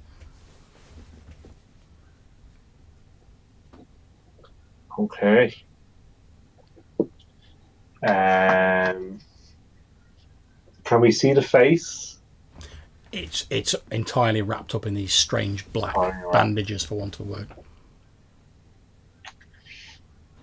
Is it tightly wrapped? Yeah, very, very tightly wrapped, yeah. Okay.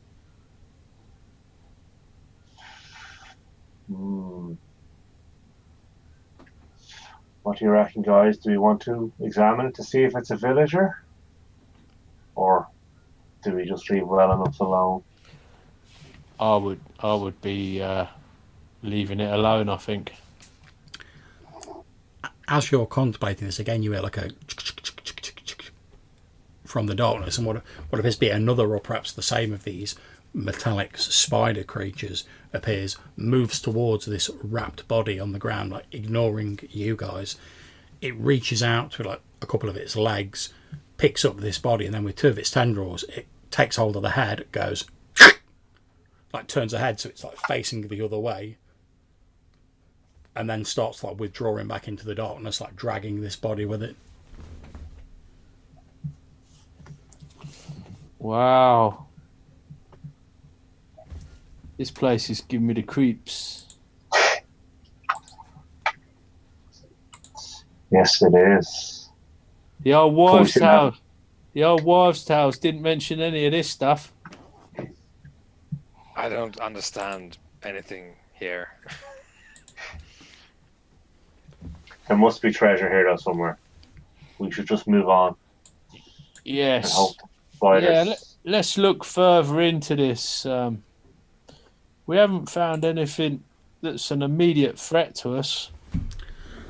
Okay, you continue moving through these cramped passages until you reach like the pelvis area of this Sky Lord, and it opens up a lot, so it's, you can stand up fully for like the first time since you've come in here. It's a lot more open. However, as you enter into this sort of like the pelvic area of the Sky Lord, you can see that the entire floor is littered with various objects. Some are obviously bodies, others are just like shapes you can't really identify, and they're all wrapped up in this strange black bandaged like substance. You can also see like a number of these metal spiders moving between the objects. How many spiders? 3. 3. These are like all dead people.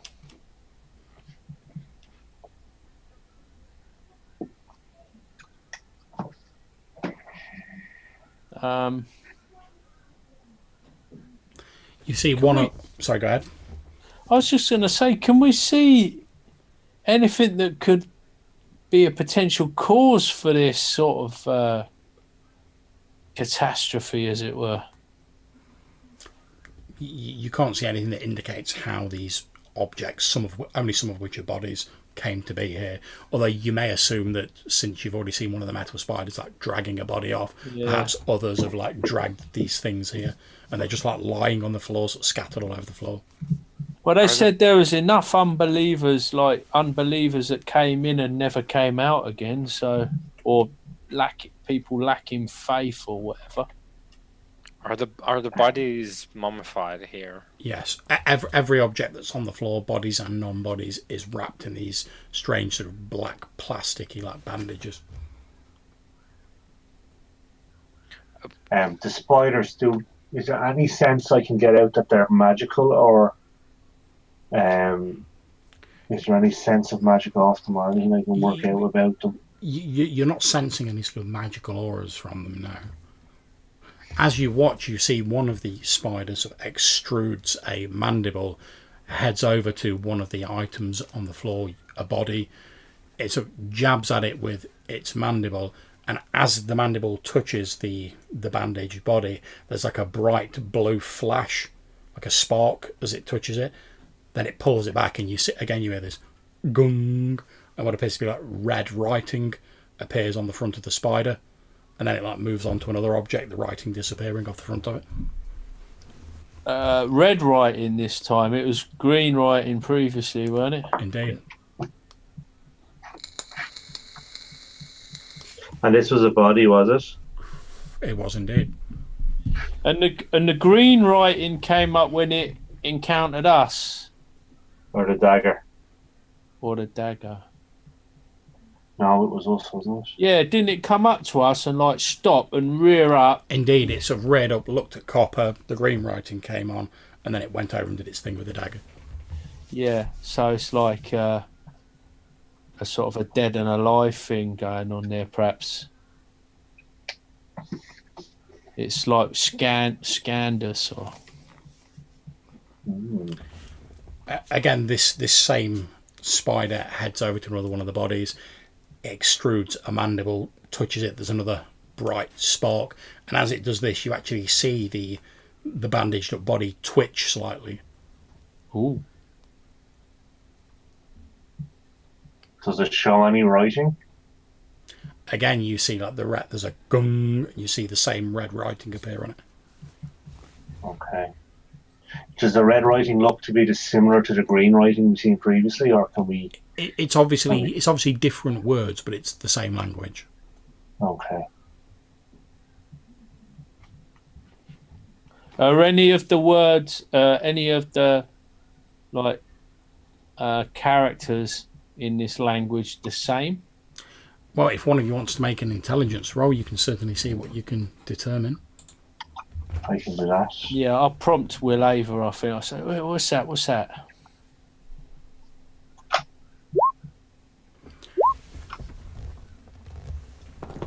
Okay. You think, Will Ava, you're slowly starting to piece a little bit of it together. You're not entirely sure what the writing said, but you think, obviously, the green writing stands for some sort of positive or affirmation, whereas the red writing appears to be like a negative.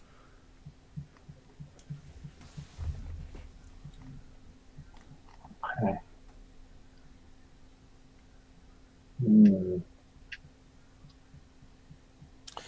John, do all these spider things look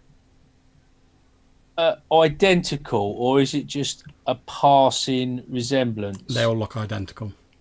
Okay.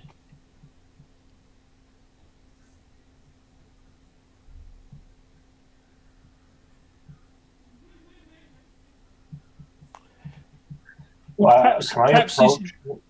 is this a holding area? Perhaps these things, when the body was dragged away, could it have been dragged? I don't suppose we'd know if it had been dragged this way or. You don't know about the particular body you saw. I mean, obviously it had its head twisted backwards, so you'd be able to identify it, but you'd have to like get in amongst this like pile of wrapped up items to determine whether the body was actually there. It's quite difficult to make out individual items because it's quite dark in here apart from the flickering of Waleva's torch, and obviously these things are like wrapped in this tight fitting like black gauze. Are they piled up? They're more just sort of like laid out rather than piled up.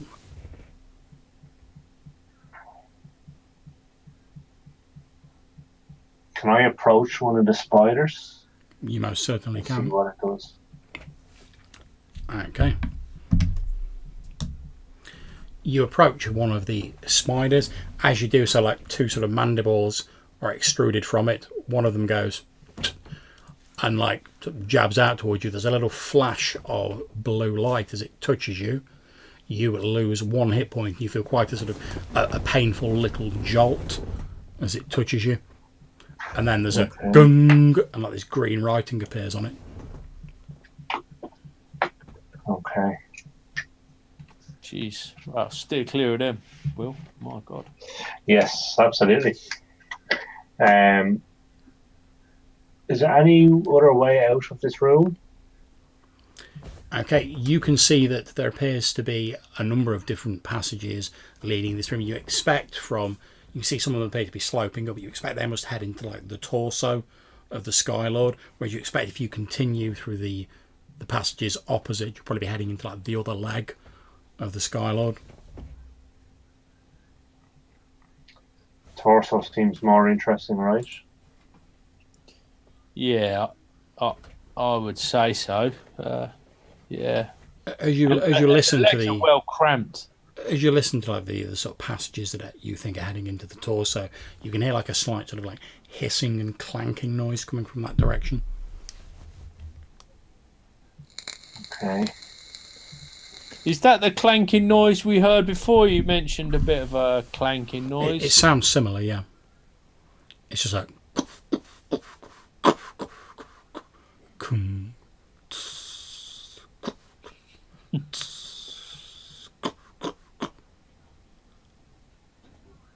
Okay. Okay. So the spiders are basically finding small items and sticking them to the wall. They're wrapping bigger items and bodies. Maybe bringing them here. Yeah.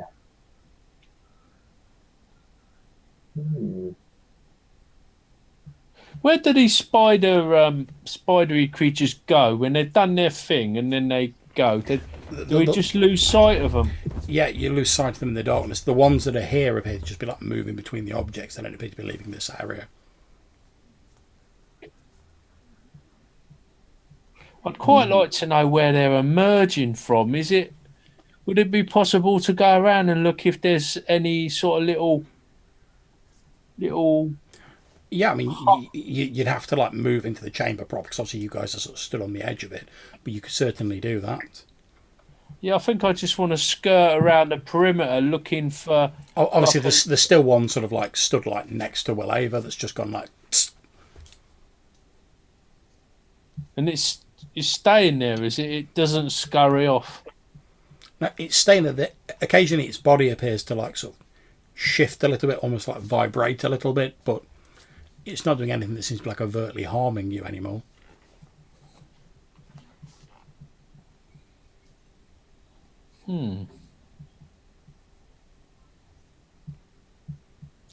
Well, I'll go in and just sort of skirt round to the left of this room, keeping up against the wall.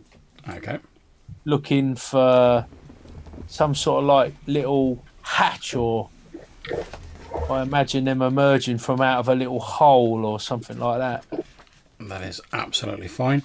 You start skirting around looking for a little hole that they're coming from. You don't manage to find any sort of little hole. However, as you're sort of moving around, you do spot one of the items that appears to have, like, maybe some of the wrappings come away or it wasn't wrapped fully, and you can see that this item appears to be what appears to be a long sword. It's the blade's like entirely wrapped up in this black stuff, but you can see like the handle is still free of it. All right. I'll and is that quite close to me? Is it? Yeah, it's literally like within arm's reach of you because you're like near the edge of the room. Okay, I'll prod it with my spear. Okay, as you prod it with your spear, you see one of the spiders goes like and walks over to like where you are.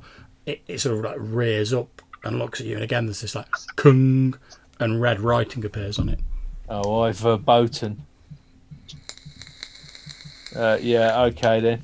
It's gonna get at me if I touch that sword. I look round to the party as if to sort of say, like, did you see that? In fact, I mean, I'll just say to him, what am I worried about? Did you see that? Look, it don't want me to touch this. Don't touch anything. I think they'll attack us. Okay, at which point, Silas, can you make me a paralysis save, please? It's on your character sheet. Okay. It better not be ghouls, John. No, that's so last game. Last game. Paralysis. There we go.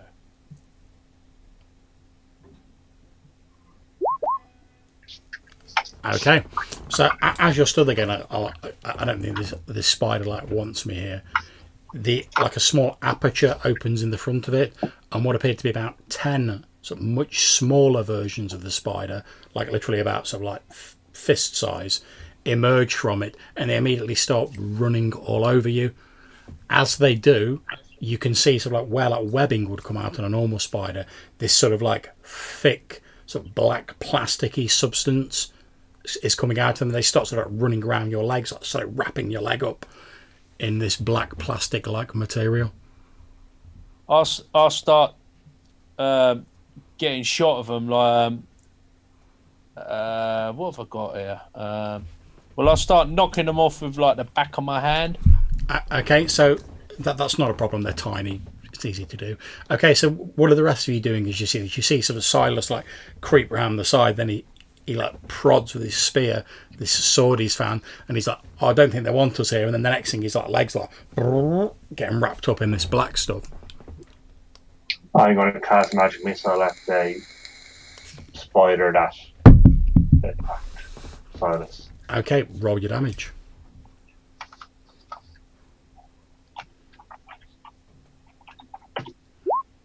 Ooh, that was Okay. outrageous. Your magic missile flies true, hits the large metal spider near to Silas.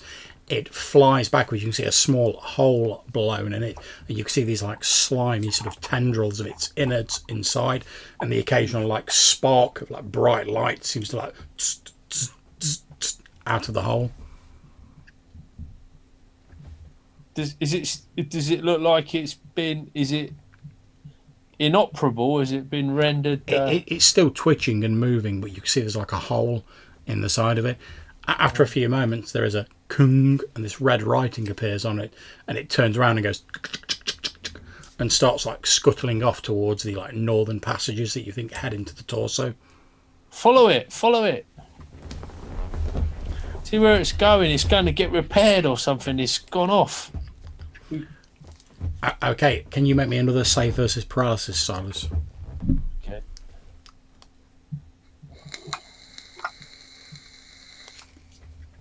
Some people never learn.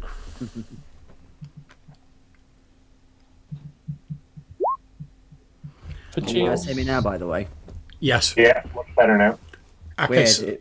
Nothing wrong with the audio, but yeah. so you start brushing these tiny spiders off your leg, Silas. As you do, one of them runs onto your arm, and it starts to sort of like wrap up your arm, but you quickly like and just like knock it off. They fall to the ground, and if you want, you can easily like.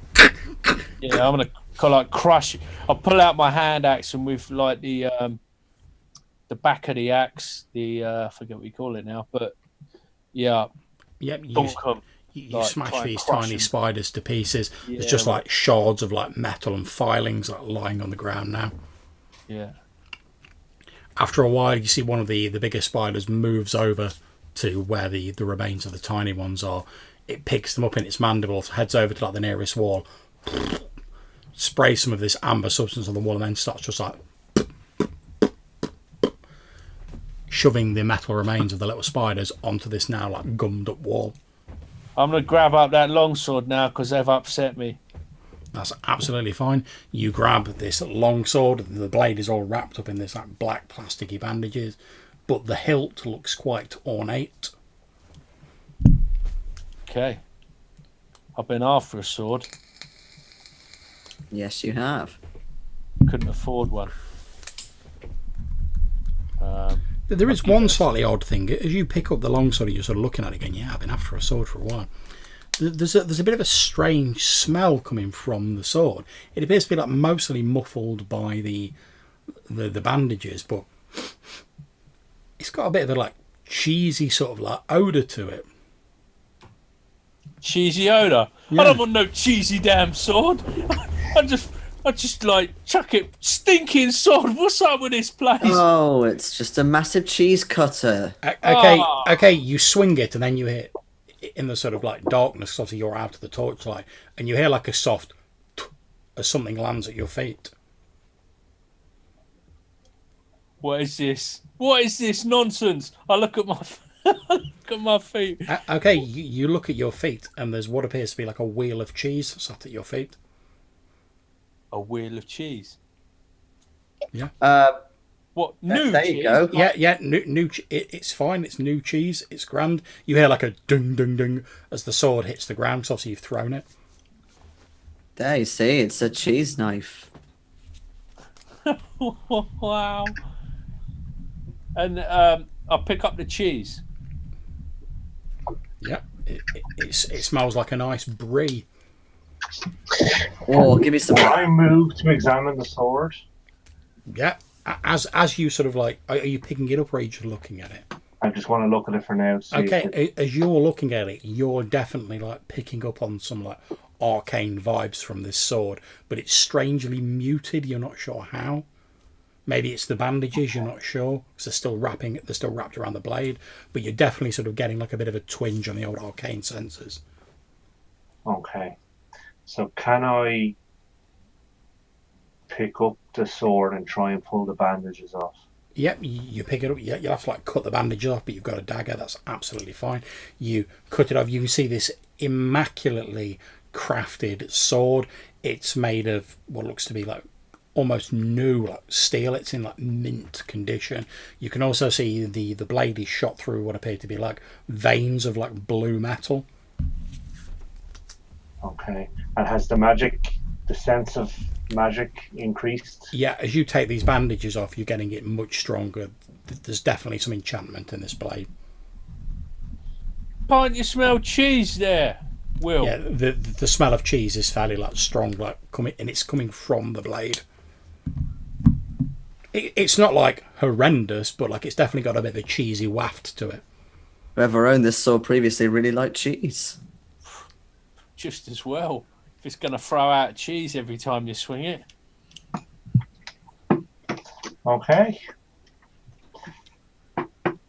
Starting to be worth a few bob. To a cheesemonger. I was going to say I'll have tasted some of the brie right now, sort of pulled a bit off. It tastes absolutely beautiful. That's nice. It's nice and creamy. It's got like a nice white rind on it. Beautiful. All you need is a box of crackers and you'll be sorted. Oh, I could eat the whole thing, the whole wheel. You can. Yeah, go on. Take it, copper. It's yours. Oh, cheers. There you go. Don't say I'd ever give you anything. Yeah, you definitely need some nice red wine with this. Oh, this is good. Too late for that. Can I swing the sword and see what happens? Yep, not a problem. You swing the sword, there is a dull as something lands at your feet. You look down and there's a wheel of cheese at your feet. Okay. Oh, shame you can't wish for wine then. It's just a cheese sword. Or gold. Can I focus on gold and swing it again? There's another wheel of cheese lying by your feet. Oh.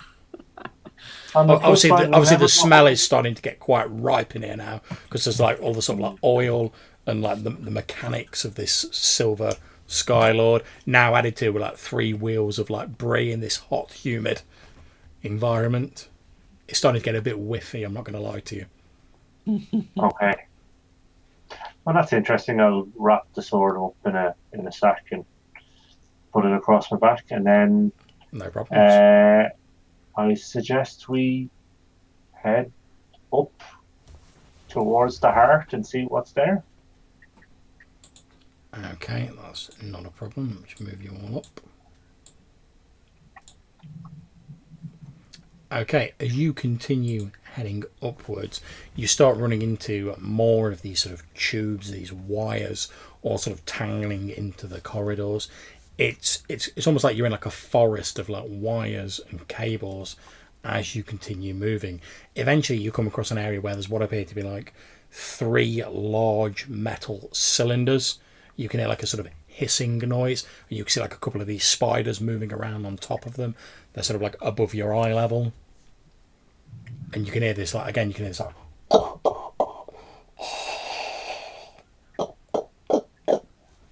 and there's quite a pungent aroma in here, like very much like the oil you smelt in the village. How big are the cylinders? The cylinders, they'd each be like the size of like they're about sort of 5 foot by 5 foot. Okay. And are they sealed on both sides? They appear to Or be, are they yeah. like... Okay.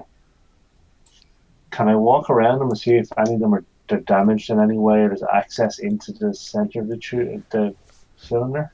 They don't appear to be damaged. You can't see any access around the side. However, obviously you can't like see the top of them because they're quite tall. So it's possible there may be some access like on the top of them. Okay. You can also see some more. You can also see some more of this like writing that appears to be like sort of etched or stenciled onto the outside of these cylinders. Okay. Now that I can see the writing kind of clearer and closer and more of it, do I have any understanding of what is going on there? Okay, give me another intelligence check.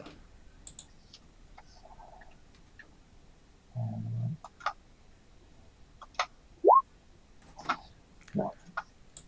Okay, you're not entirely sure. You think these containers might have a similar substance in them to the sort of metal like container that you saw in the village. Okay. Silas, you might come over here and give me a boost up on top of this so I see what's going on top.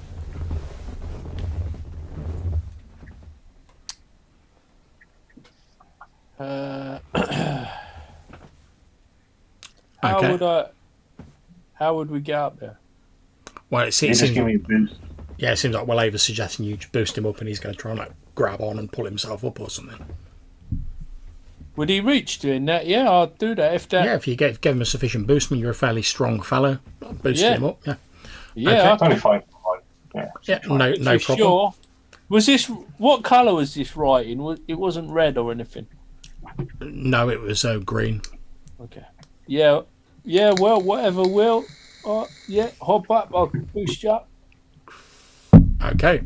Well, Ava, you're boosted up. You grab hold of the top of it, and as you pull yourself up on the top, you can see the tops of these cylinders are open, and what appears to be a noxious mix of the sort of cruddy oil that you saw previously. You can see body parts, what look like skin, bones, and all manner of just like junk, as though like someone's just like loaded a load of it into these cylinders.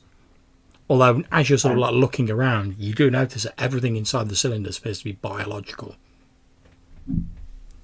Okay. So is there 3 individual cylinders, or are these... okay. Oh, this is how they make the magic juice you drank, Samson.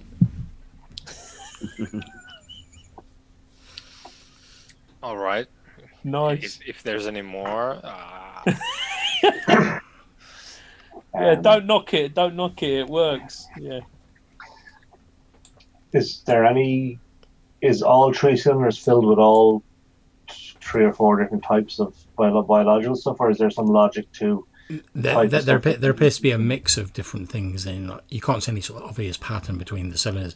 It looks as though they probably had like a foot or 2 of this like rancid oil in, and then like bones and bits of skin and bodies have just been like thrown in on top of it, to the point where you can now see like the resultant stuff that's been dropped in has like risen the level of the oil to where it's like just near the top of the cylinders. Okay. And is there anywhere on the top to walk, or are they fully open? They're fully open. Okay. At which point, can you please roll me a d6? So I have to... fall in and become oil wizard. Okay, as you're investigating these ores, you're unaware when a couple of these metal spiders like quite quietly move up behind you, and you suddenly feel yourself grabbed by these metal mandibles and held incredibly tightly. The rest of you see these two spiders holding Willava between them jump down onto the floor next to the cylinders just in front of where you are. Then they turn Willava upside down so his like hair's hanging down, and they start going like this with him on the floor. Like Like a mop. mopping the floor with his head. Yeah. Wow. Should we kill Yeah, the spiders? we should. He's probably not enjoying that. Definitely not enjoying that. I rush up with my sword and start hacking at one of them. Get off him! He's not Okay. a mop. That's fine. It's not. a mop. They're not trying to avoid you, so just roll your damage. Okay.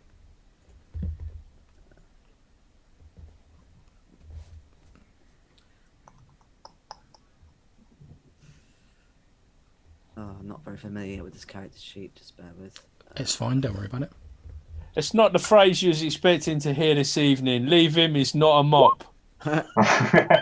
Yeah, but then you go into a giant robot. Okay. Put the wizard down, he's not a mop. You slice one of the metallic legs off one of these spiders, but they're still like furiously like mopping the floor with Willava. I'm like grab my warhammer with two hands and try to. Okay. Warhammer probably work better. Okay. Roll your damage.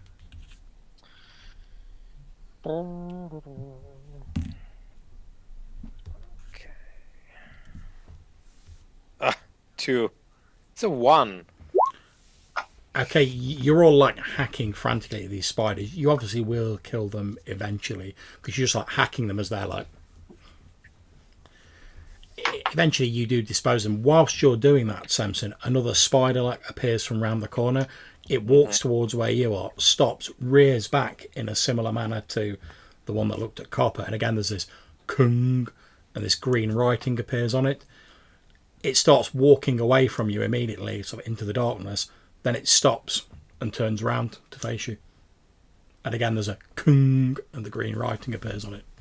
So no kind of prodding or anything like that. But it doesn't like stand up or anything. Nope. It just sort of walks towards you, green writing, turns around, walks away a bit, turns back towards you, green writing. Then it stops. Is it? What's going on with Willower? Like, is there a is he still being used as a mop? But by the way, Willava, would you like to do anything about this? Sorry, yes, certainly I'll swing my dagger at whatever spider is still holding me if Okay, roll your damage. that's the case.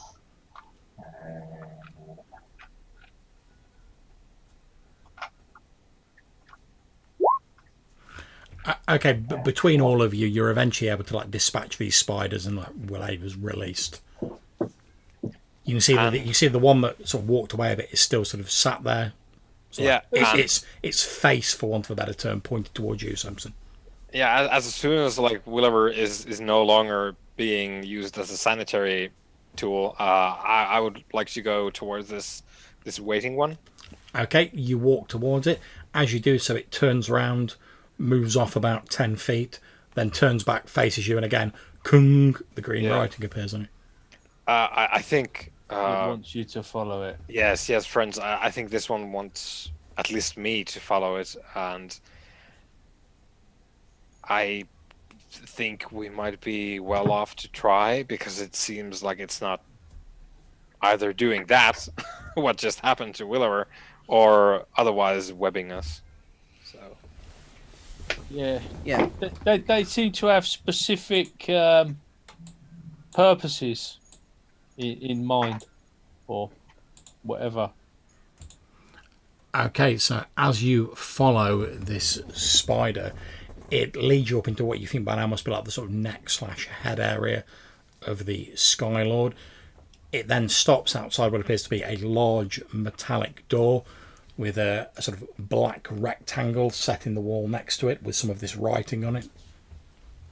what does it do? The spider. The spider walks up to it, turns around, again green writing towards you, and then it just starts walking off. Okay, it's just like let us here. Is the writing on the wall green as well, or It's yellow. I put my hand on the black rectangle. There's a noise. I try my other hand. Each time you touch it, like the writing stays yellow, but it changes a little bit. Then as you take your hand away, it goes back to what it was. Mm-hmm. Should we all try? Yeah. Okay, you all try touching this thing. You each get the same sort of as you touch it.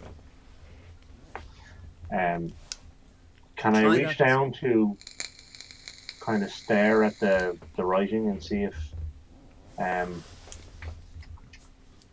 can make anything out, or Yeah, go for another intelligence roll. I just hope the spider's mother isn't behind this door.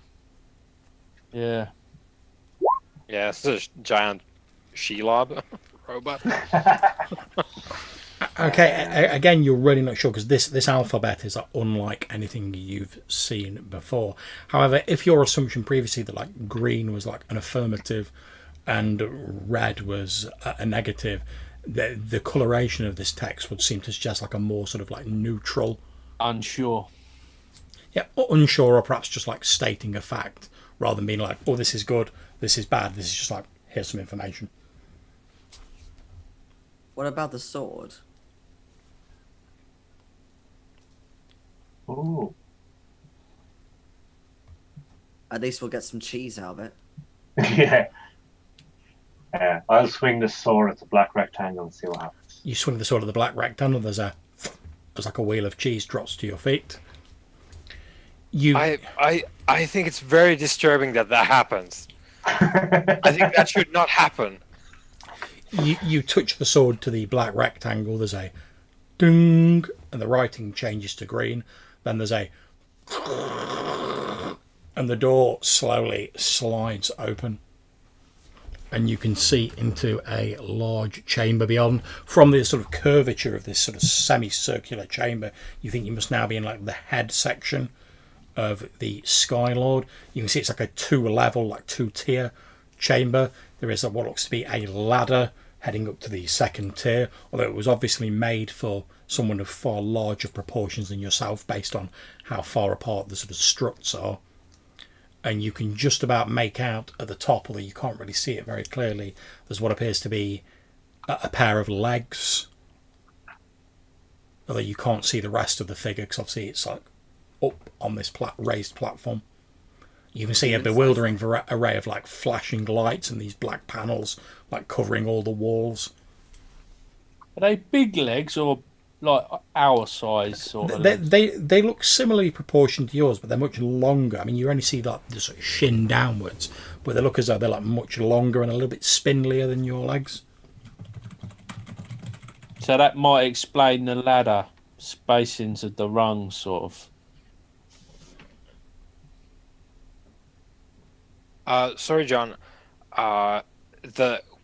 We saw legs. Indeed. Yeah.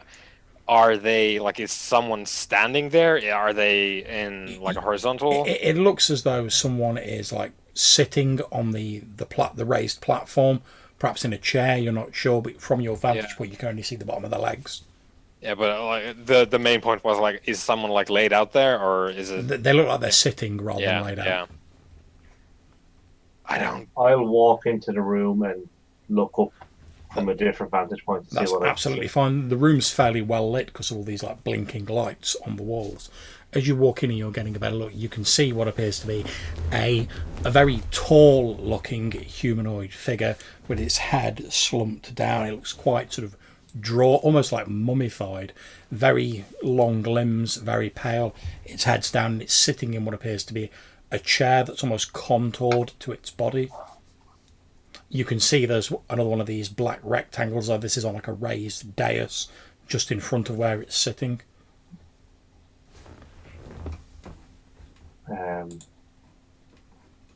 Can I touch the sword off the black rectangle near where he's sitting? You could do, but you'd have to climb up the ladder to get onto the platform that he's sat on. Famous last words, but I'll climb up the ladder. Okay, And, you climb up the ladder, and now you can see this figure in sort of more detail. You can see it's an extremely tall, sort of humanoid-looking figure. You can see there's a large wound in its chest, and there's what looks to be dried blood around the wound, although it's obviously been like dried for a long time, and it's got a strange purpley colour to it. You can see sort of on the arms of this contoured chair, there's what appear to be a number of these like smaller sort of black rectangles. You see like the hand of this desiccated deceased person is like resting on one of these panels. Does it look like the injury was caused going in or coming out? It looks as though the injury was caused going in. It doesn't look like a sword wound. That's like a big sort of round gaping hole. In fact, you can actually see like the chair through the wound, like it's gone straight through. Okay, and is there any indication that it came in from outside the room? Is there broken glass or anything like that? Any holes in the...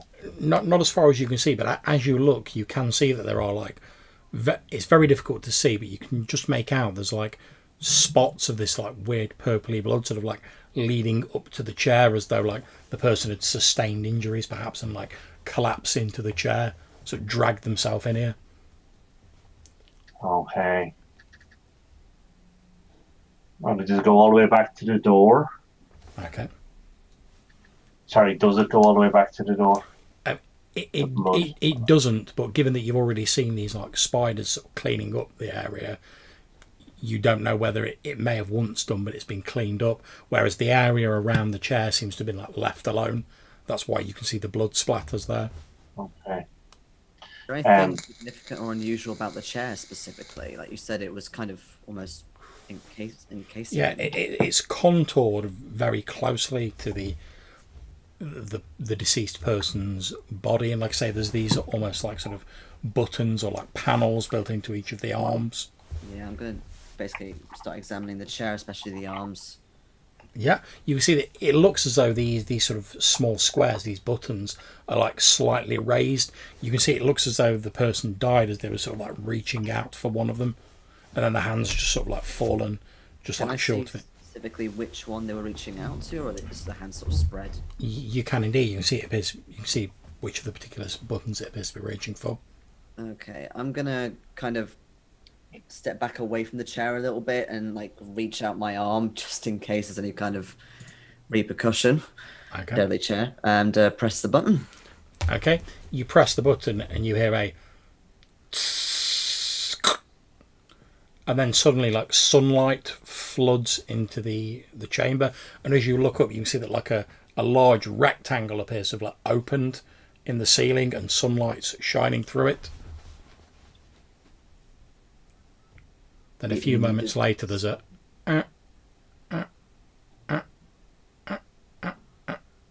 Okay, so the door's closing. the rectangle seems to be staying open. This strange like sort of beeping noise appears to be coming from the chair, and it seems to be getting like faster. I sort of touch the chair. It's not getting hot or anything, is it? No. I think we should move away from the chair. Yeah, I don't really know what's happening with this. This is beyond anything I've seen. Okay, you step away from it, and 3 seconds later, the entire chair like jettisons upwards through this hole in the ceiling. There's just this, and the chair, body and all, just like disappears through the hole in the ceiling. How is it doing that? As you look up, you can just see like this tiny like speck getting smaller as the chair's like flying up into the air.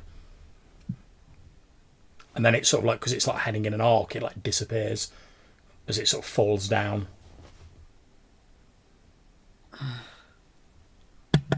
You wanted magic, Will. You got magic now. Look at that. For sure. That is something else. A flying chair. He wanted to escape by the looks of it, but what from? I don't know. He left it a bit late. Yeah, very late. As this sort of disappears, you see that like I said, there's like 6 of these buttons. You see, like the other 5, the ones that you haven't pressed, have lit up, but it's like a sort of flickering sort of light as though something's not working properly. The one you pressed stays dark. Okay. Press another one there, Copper.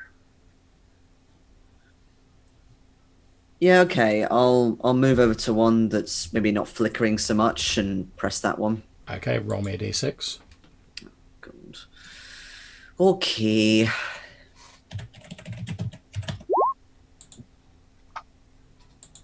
Okay, there is a and the door to this chamber slides open, and you see half a dozen of these metallic spiders entering the chamber.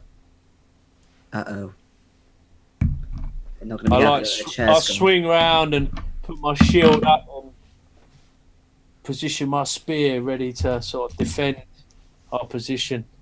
Yeah, I'm gonna push the button again, hoping that it will shut the doors. Before anything else comes out. Okay, Yeah. you press the button again. The door indeed slides shut just as these spiders are getting up to it. Okay, so not that one.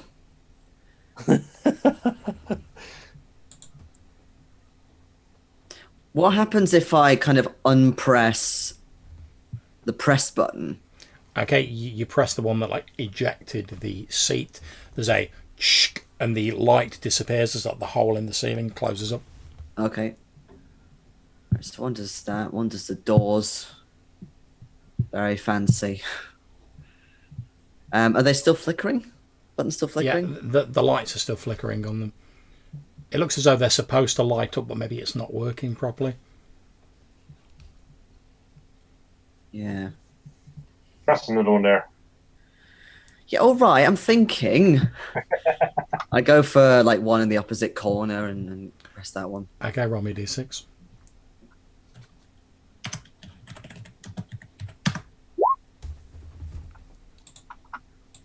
Okay. So you press this button, and what appears to be a small drawer on the raised dais sort of like pops out the side of it, and in it you can see one of these small sort of rectangular boxes with bright colours on, like the one Samson drank out of earlier. Boink. Yep, you lift it up, you can hear the liquid inside it. There's the little metallic circle on the top of it. I'll just take that.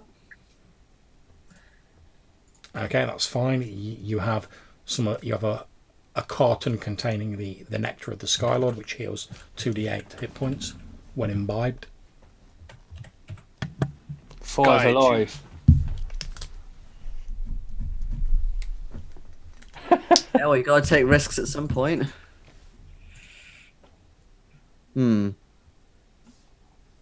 That's 5 alive, I tell you. How many more buttons are there? Is there 3 more? There are 3 more, yeah. Yeah. Has the carton got writing on it, John? It has indeed. I'd love to know what that is. Right, which button should I press next? I'm gonna sort of close my eyes and just go for one. Okay, roll a d6.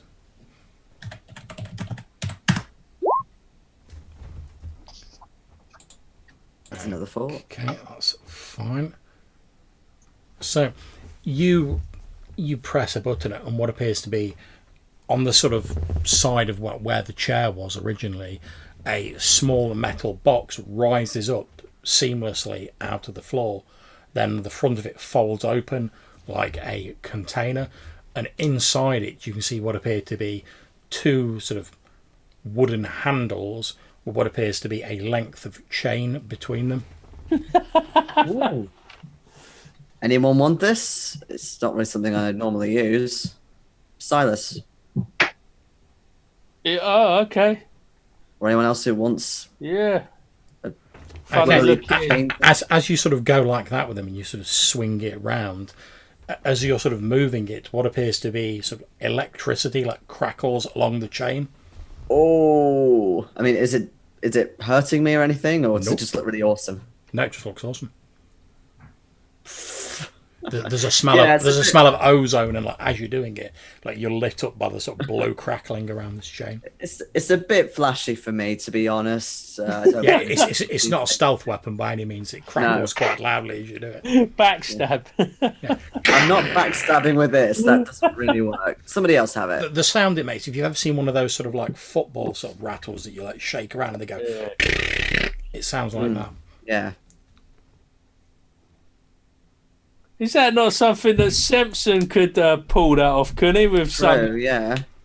some BS to go with it about cleansing something or other. Oh, Will as well. I think it would suit either of the men in robes. I am not able to use weapons of that nature, unfortunately. So what are we talking about here again? Like Electro nunchucks, man. Yeah, it's like a double flail thing that causes lightning. Perfect for you. I guess. So It's like a Warhammer. Cool. take it. I guess. Okay, you take. Let's call them a pair of nunchucks because that's what they look like. Yeah, you take them off your friend Copper. Mm-hmm. As soon as they stop spinning, like the sort of lightning crackling around the chain like disappears. I'll experimentally like whack like a wall. Yeah, With it. you whack a wall. There's a loud crack as it hits the wall, and as you draw it again, you see the lightning crackling around it. As you draw it back, you see like a small scorch mark on the wall. Jeez. You be careful there, Samson. Don't go hurting yourself. Yeah, don't use it for converting people either. So it doesn't like spark off or anything if I just like hold it in my hand. Cool. Yeah, Okay. it didn't hurt me at all. Yeah. I'll pack it away. Okay. I'll actually like take like a scarf and just like tie it so it doesn't like fry my backpack. That's fine. Yeah. Well, Stick if it you in really there. don't want it, we could always sell it. I think there's definitely some use for this. Either as a means of getting some more funds or otherwise. Good find. Threaten your peasants with it when they're not doing what you want them to do. You just get out your electro nunchucks. Yeah. Okay, next button. We're getting some nice things here.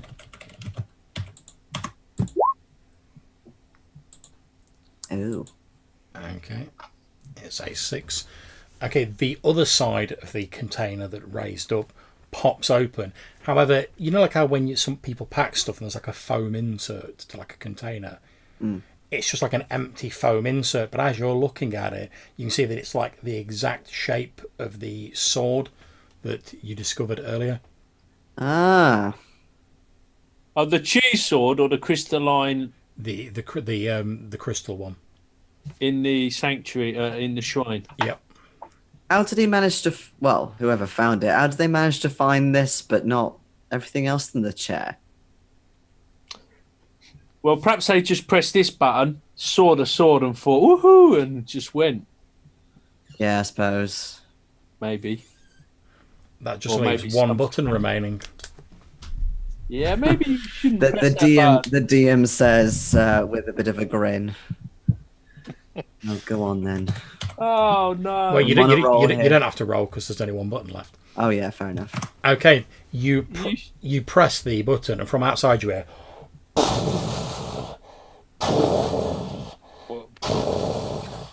We're not taking up as well, are we? Are we moving? Nope. When you say from outside, do you mean like above or just... From somewhere outside the Skylord. Really man, you important, fired off. really important question. Are there vibrations in the structure that we are There are currently in? indeed. Uh-oh. I think we just killed the village. Yep. I think... I Oh, think you let off some ordnance. sorry. Okay. I press the button again. Is there a window? Don't do that. Oh, I thought it would stop it. They're inconsistent. These I don't buttons. think you can retract explosions. Is there somewhere we can view the outside, like sort of like a porthole or windscreen? You've not seen like a windscreen. The only time you saw like evidence of an exit to the outside world was when the hatch opened in the ceiling. Do we have a grappling hook to climb up if we open the I was gonna hatch? say I've got some rope. There's plenty of like bits of metal around. You could like tie to the rope and as a makeshift. I guess like Copper. Do you feel like if we find a hook substitute here, do you feel like climbing up there and seeing? I'll try. Yeah, I'm a bit worried about what I'm gonna see. Just remember what happened when you touched the outside. Oh yeah. Oh yes. Fair Perhaps point. we shall go back the regular Well, way. I could still poke my head above the hatch. I don't have to touch it. One might think that even just throwing the hook up there might fry a rope. Oh yeah. Yeah, and you might have to get your hands out on, to pull yourself up and Yeah. stuff. What we need is a floating chair. Yeah, too bad we lost the one that we had. Yeah, but then again, if we'd have flown out there, then we would have hit the ground with a lot of force. Yeah, we don't know how the landing went. Oh, you think it goes down at some point? Like I ask, like.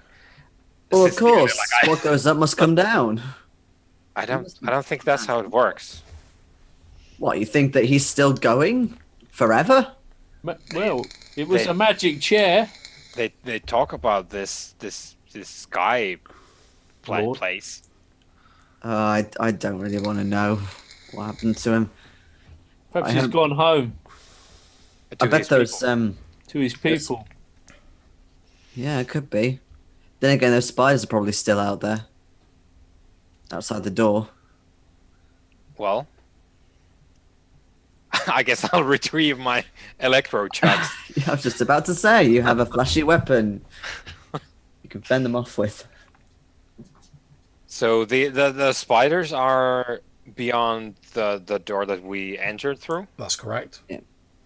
I guess unless like there's another exit or a hole somewhere, I guess we just have to go through the spiders. Yeah, if you get ready, I'll press the button. Is there anything else in the room before we do? Not that you can see at present. And it's just the raised dais. There's no second floor or upper floor or upper level. No, there's just the one raised platform, sort of halfway up the room, which the guy you're now on and the guy was sat on. Are there any sort of like loose panels or anything? If I go around the walls, maybe I'm looking for perhaps some other buttons or. You move around, then after a while, you do find that like one of these large metal panels on the wall appears to be a little bit loose. You think you could probably prise it open? Give it a little bit of time. I'll pop open a panel with like the haft of my axe. I'll give it a few digs and. Okay, after a little bit of straining, you heave it open, and you can see what appears to be a sort of small round tunnel that's like heading diagonally upwards. All right.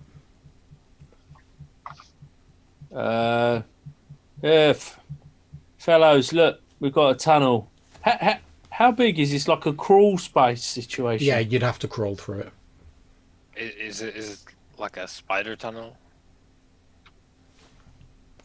Difficult to tell. You can't see any spiders in there. It appears to be made of the similar metallic substance to the rest of the Sky Lord.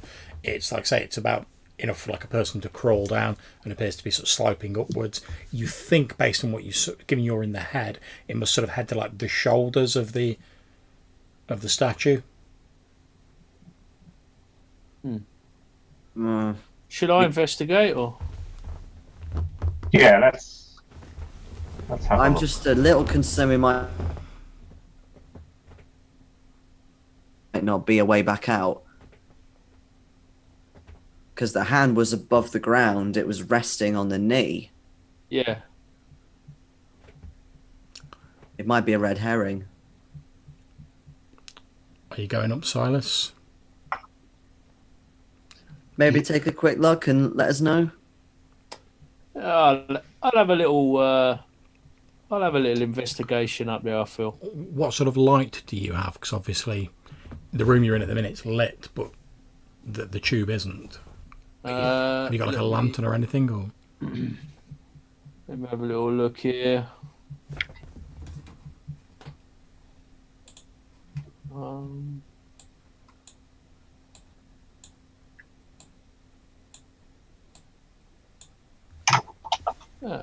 I've not returned my stuff to the character sheet. well, worst case scenario, you could always like borrow Willava's torch for a bit, given that they don't need it in the room they're in. Okay. Yeah, we certainly take the torch. Yeah, I think I've got some torches, but they're in a notepad that's not here. Okay, that's absolutely fine. You crawl up this tunnel for a couple of minutes. After, like I say, a couple of minutes travelling, you're sort of crawling on your hands and knees. So you're having to go a bit slowly because obviously you're holding the torch as well and you're having to duck down. You emerge into what seems to be a small square chamber, about 20 foot by 20 foot.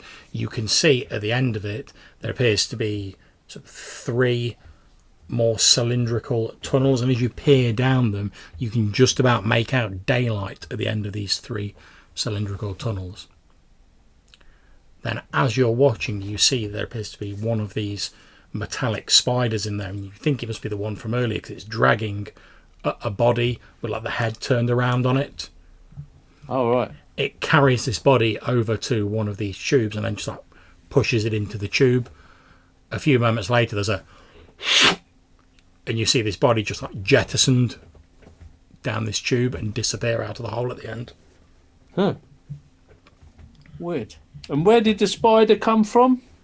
It was already in the room. It was just at the side of the room, right. dragging the body in. Oh, okay.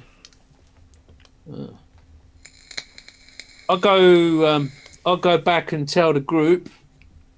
Guys, they're firing these bodies out of a tube. That spider we saw, it's like dragging them, and then it looked like there was daylight, and it was firing. So they're firing them outside? Firing the body. Yeah, that's what it looks like. I didn't want to go down there in case this spider thing turned a bit funny on me. And how did we not see that from outside?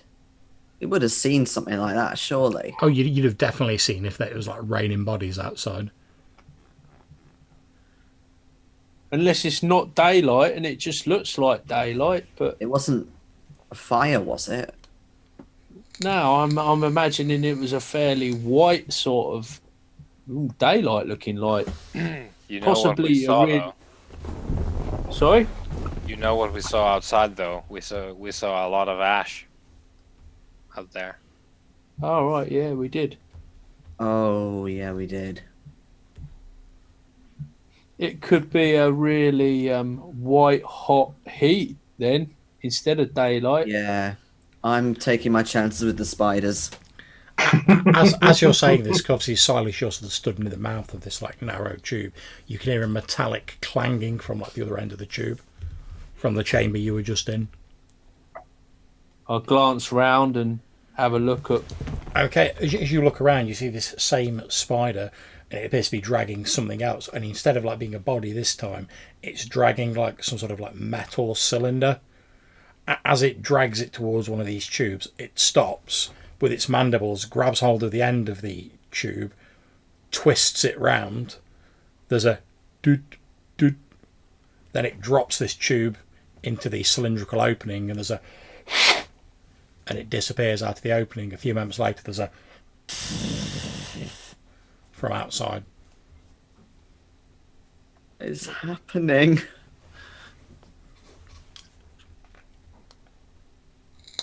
You ain't pressing them buttons again, are you? No, I'm not touching them. In fact, I think we've overstayed our welcome.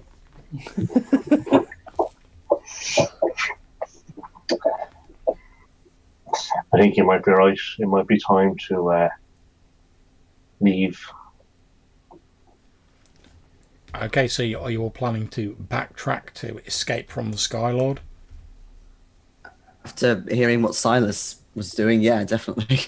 Okay, no problems. You all head out of this huge silver statue, making your way back. You encounter a few more of the spiders doing the various odd things on the way out, but nothing that you can't handle. A few more of them try and like wrap you up, but you just like and like deal with them. You probably a few more wheels of cheese appear as a result, but aside from that, you're grand. You make your way out, however, to a scene of absolute devastation. The village is just like burning, smouldering rubble. There's like dead people lying everywhere. You can see like huge craters with like bits of house sort of collapsing into them, smoke rising, just craters all over the ground. Jesus. Um, I guess the is the Skylord shrine was- intact? The shrine does not appear to be intact.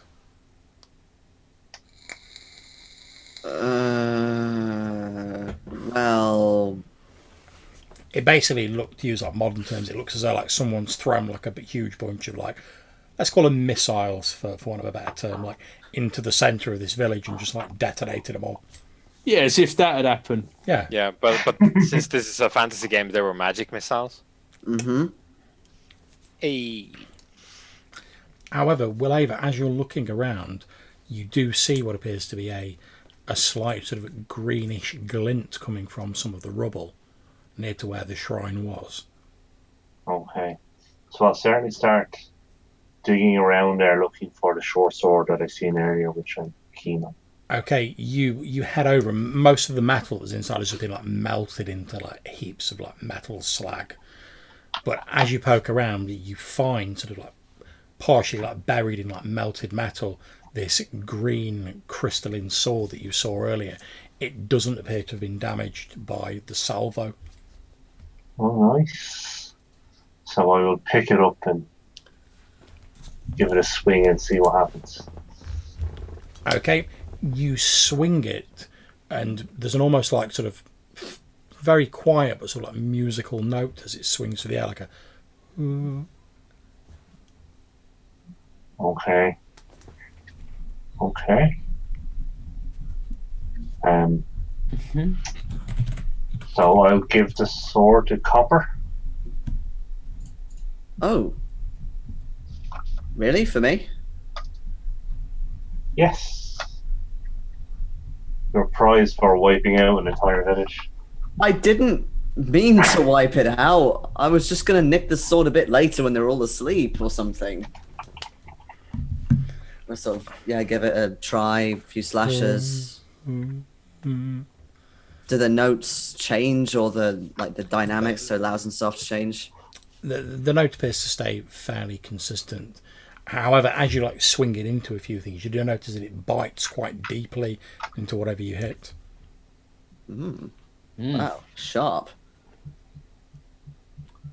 Okay. I sheathe it because, of course, it always fits, doesn't it? Obviously, it's a fantasy game. Yeah. And as you finish speaking, a sort of desolate silence, aside from the crackling, burning of wood and the slow collapse of the tattered remnants of this once beauteous village, is all that you can hear. I think I'm going to stop introducing myself to people. They die afterwards every time. So, hello, I'm Silas. You'll be dead soon. Don't worry about it. The sound of Silas's laughter at his jokes echoes eerily around the desolated village.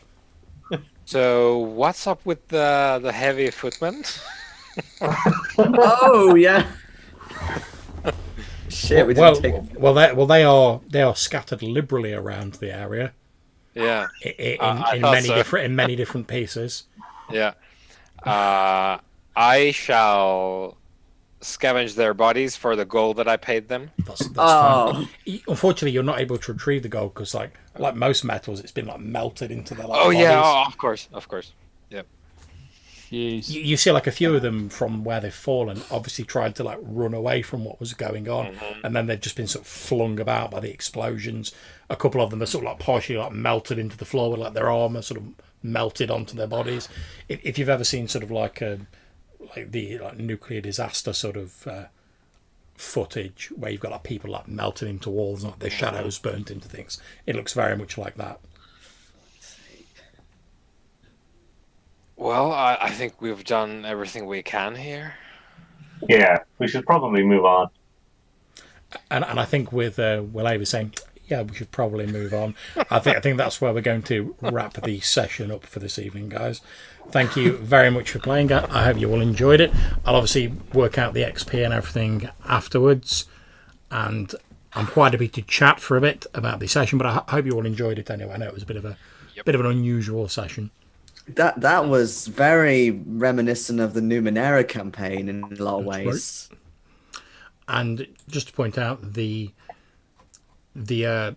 whole thing was actually part of a sort of one-page dungeon created by John Love and Matthew Siegel that I found online, that I thought, that'd be a cool thing to drop in and use within the game. Obviously, I adapted it a bit, but it's all sort of laid out on one page, the Skylord sort of drawing and the notes and everything, etc. So that was really handy, really useful thing to like just be able to pick up and use. So as I say, thank you very much for playing, guys, and for anyone who's watching this either now or in the future. I'm obviously happy to chat for a while afterwards, but I'm going to stop the streaming and recording shortly. So